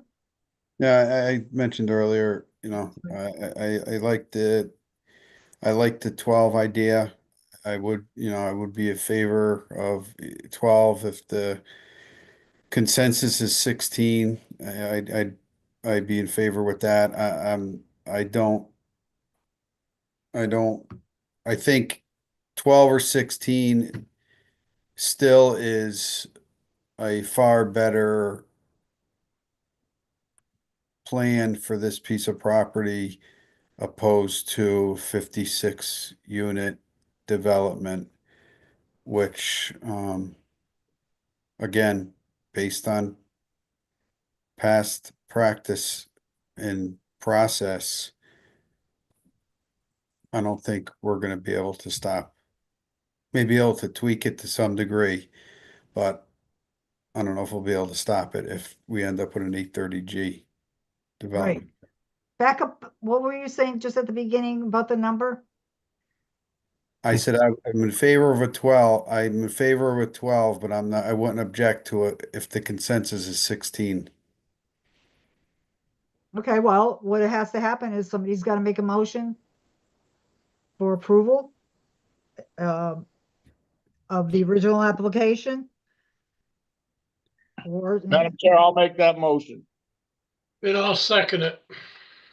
all right, so Commissioner Commissioner Apple, your motion is to approve application 2407, which is for a PDD in an R1 zone on 5 acres for 16 detached dwelling units. And Commissioner Kelly, you are seconding that?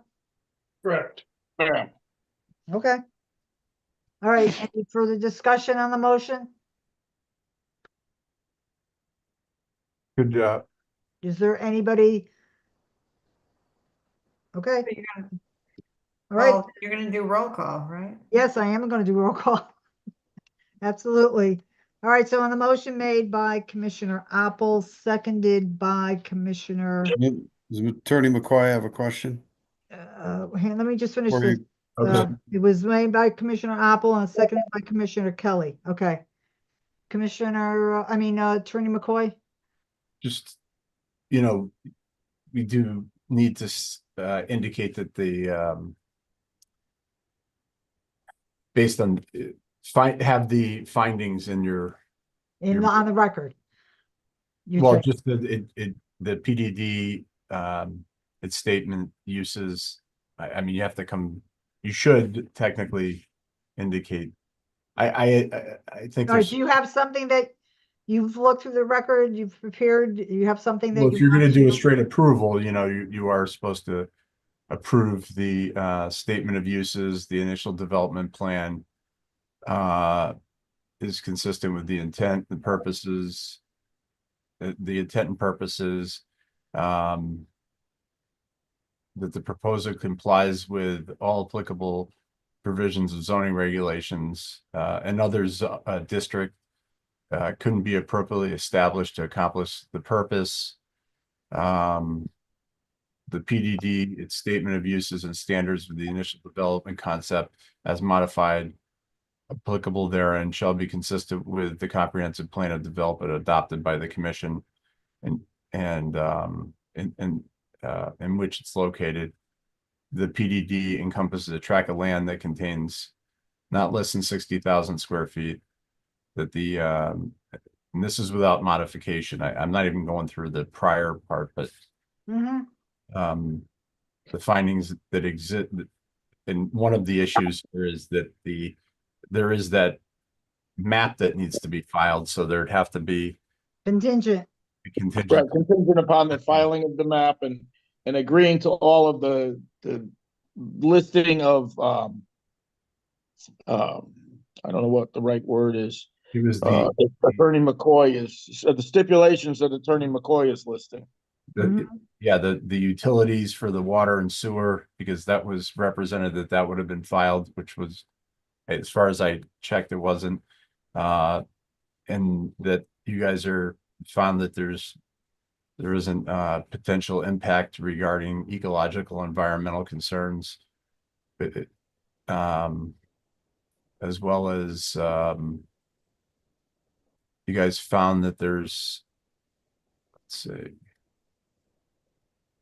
that the proposal is consistent with section 34.8.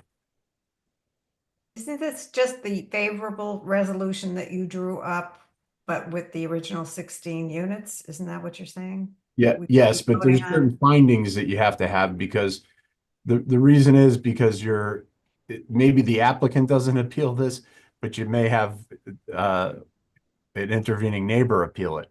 Right, but isn't what you're saying, aren't you just repeating what you put in that favorable resolution that you drew up? Yes.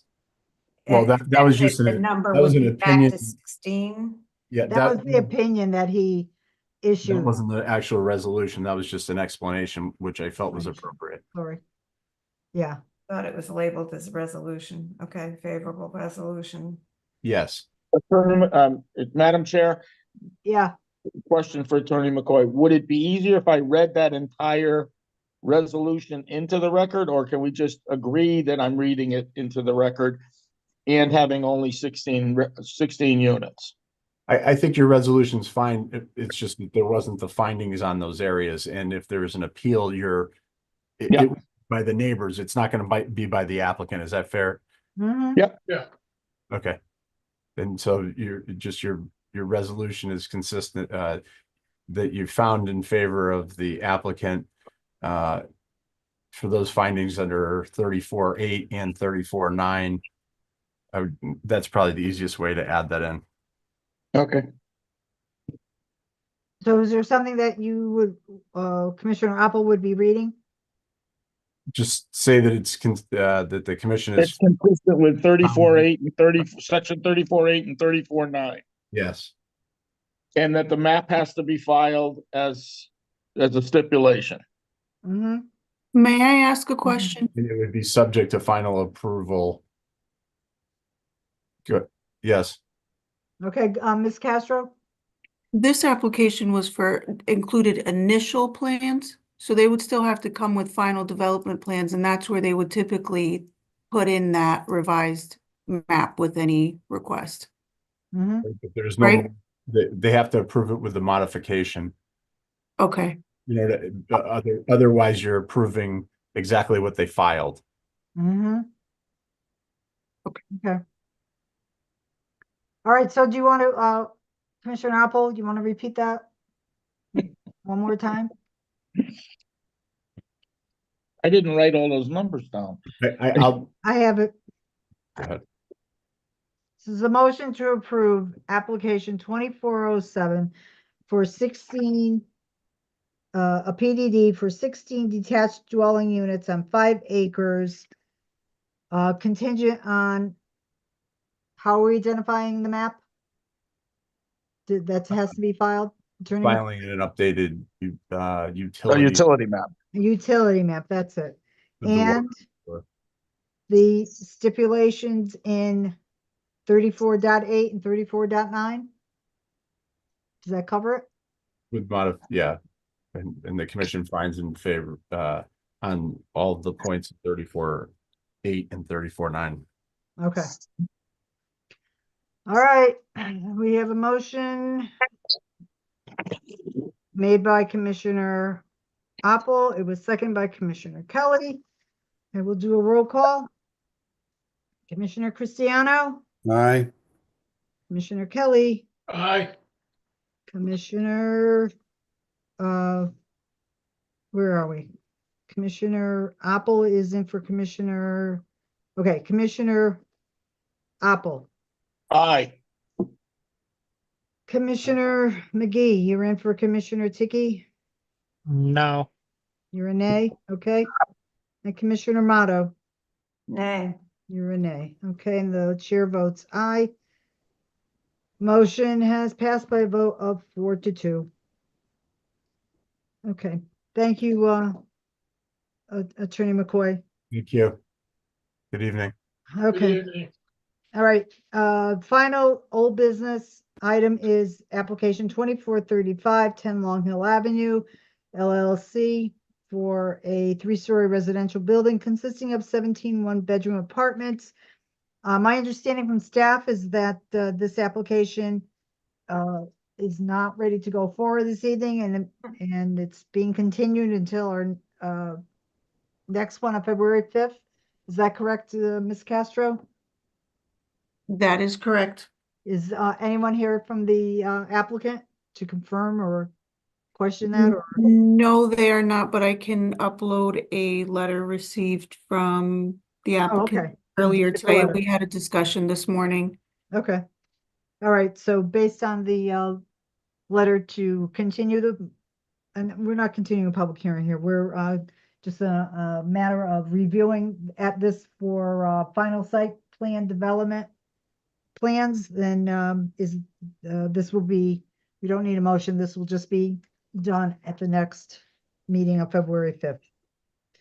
All right, we're into the regular public portion. Is there anyone in the public that wants to comment on anything not on this evening's agenda? Please use Zoom's raise your hand feature or dial *9. Adding in Tom Harbinson. Okay, Mr. Harbinson. Yes, just, I know it was on your agenda, but just a point of order. What's that? You had a motion to create a denial resolution on an application months ago, and that motion was not rescinded. I believe it should have been. I think the action that the, We come to a We vote on the motion. consensus Yeah, to, we come to Not a a motion. consensus, not a motion. It's a consensus as to whether or not we are in agreement for a resolution to be a resolution for approval or a resolution for denial. It's not a vote. And that's, I can remember that very clearly from when Mr. Cribbins was the chair back when I joined the commission in 2005. interesting. Yeah, Um, yeah, it's a consensus. I'll um, ask all the time is, do we have a consensus as to how to move forward? And that's when I normally follow up with, as I'm sure I did, that the staff is directed to prepare the motion for approval, or, I mean, not the motion. The Resolution. resolution for approval or a resolution for denial. Does that help? yeah, it's just awfully confusing to the public between what's a consensus, a poll, or a vote, or an action. We It usually, gives a lot of unclarity to the well, situation. I think we've always addressed it as, do we have a consensus on how we want to move forward? So, but so noted. Anything else, Mr. Harbinson? Could I have some clarity as to, now that the definition of open space, dedicated, or a cemetery, or a church, or a non-residential use now opens up the possibility for a PDD to be applied to such, quote, transition zones? That was my concern brought up earlier regarding the elderly housing, or elder housing concept, as to the wiggle room that is occurring more and more as to where such zoning applications can occur. Mm-hmm. Okay. Anything else? Yeah, I think we've opened up a big can of worms of where a PDD can apply. But I won't talk about that. I do want to mention that an application that was not on the agenda tonight, and you have not scheduled a public hearing for it yet, that talked about an affordable housing district, only applied to a specific address, and that would be the definition of spot zoning. Zoning. Mhm. Yeah, and so I think it is unfortunate that everybody thought it was fait accompli that affordable housing applications proposed for a parcel of land were going to occur no matter what. I think No, it's, that wasn't the correct I thinking. understand your point. It's, it could be challenged as spot zoning, but it might not necessarily be decided by a court as being Okay. spot zoning. I'm going to finish with one item that's very public, and I'm very particular about it, so I'm going to apologize in advance. The parcel you discussed tonight is owned by the mayor, and he is a signatory on the application. I think it is Mr. Harbinson, unconscionable. you cannot talk about something that's been on the agenda. That's clear. Why are you bringing this up now? Thank you very much. You're welcome. Okay. Anybody else from the public, Ms. Castro?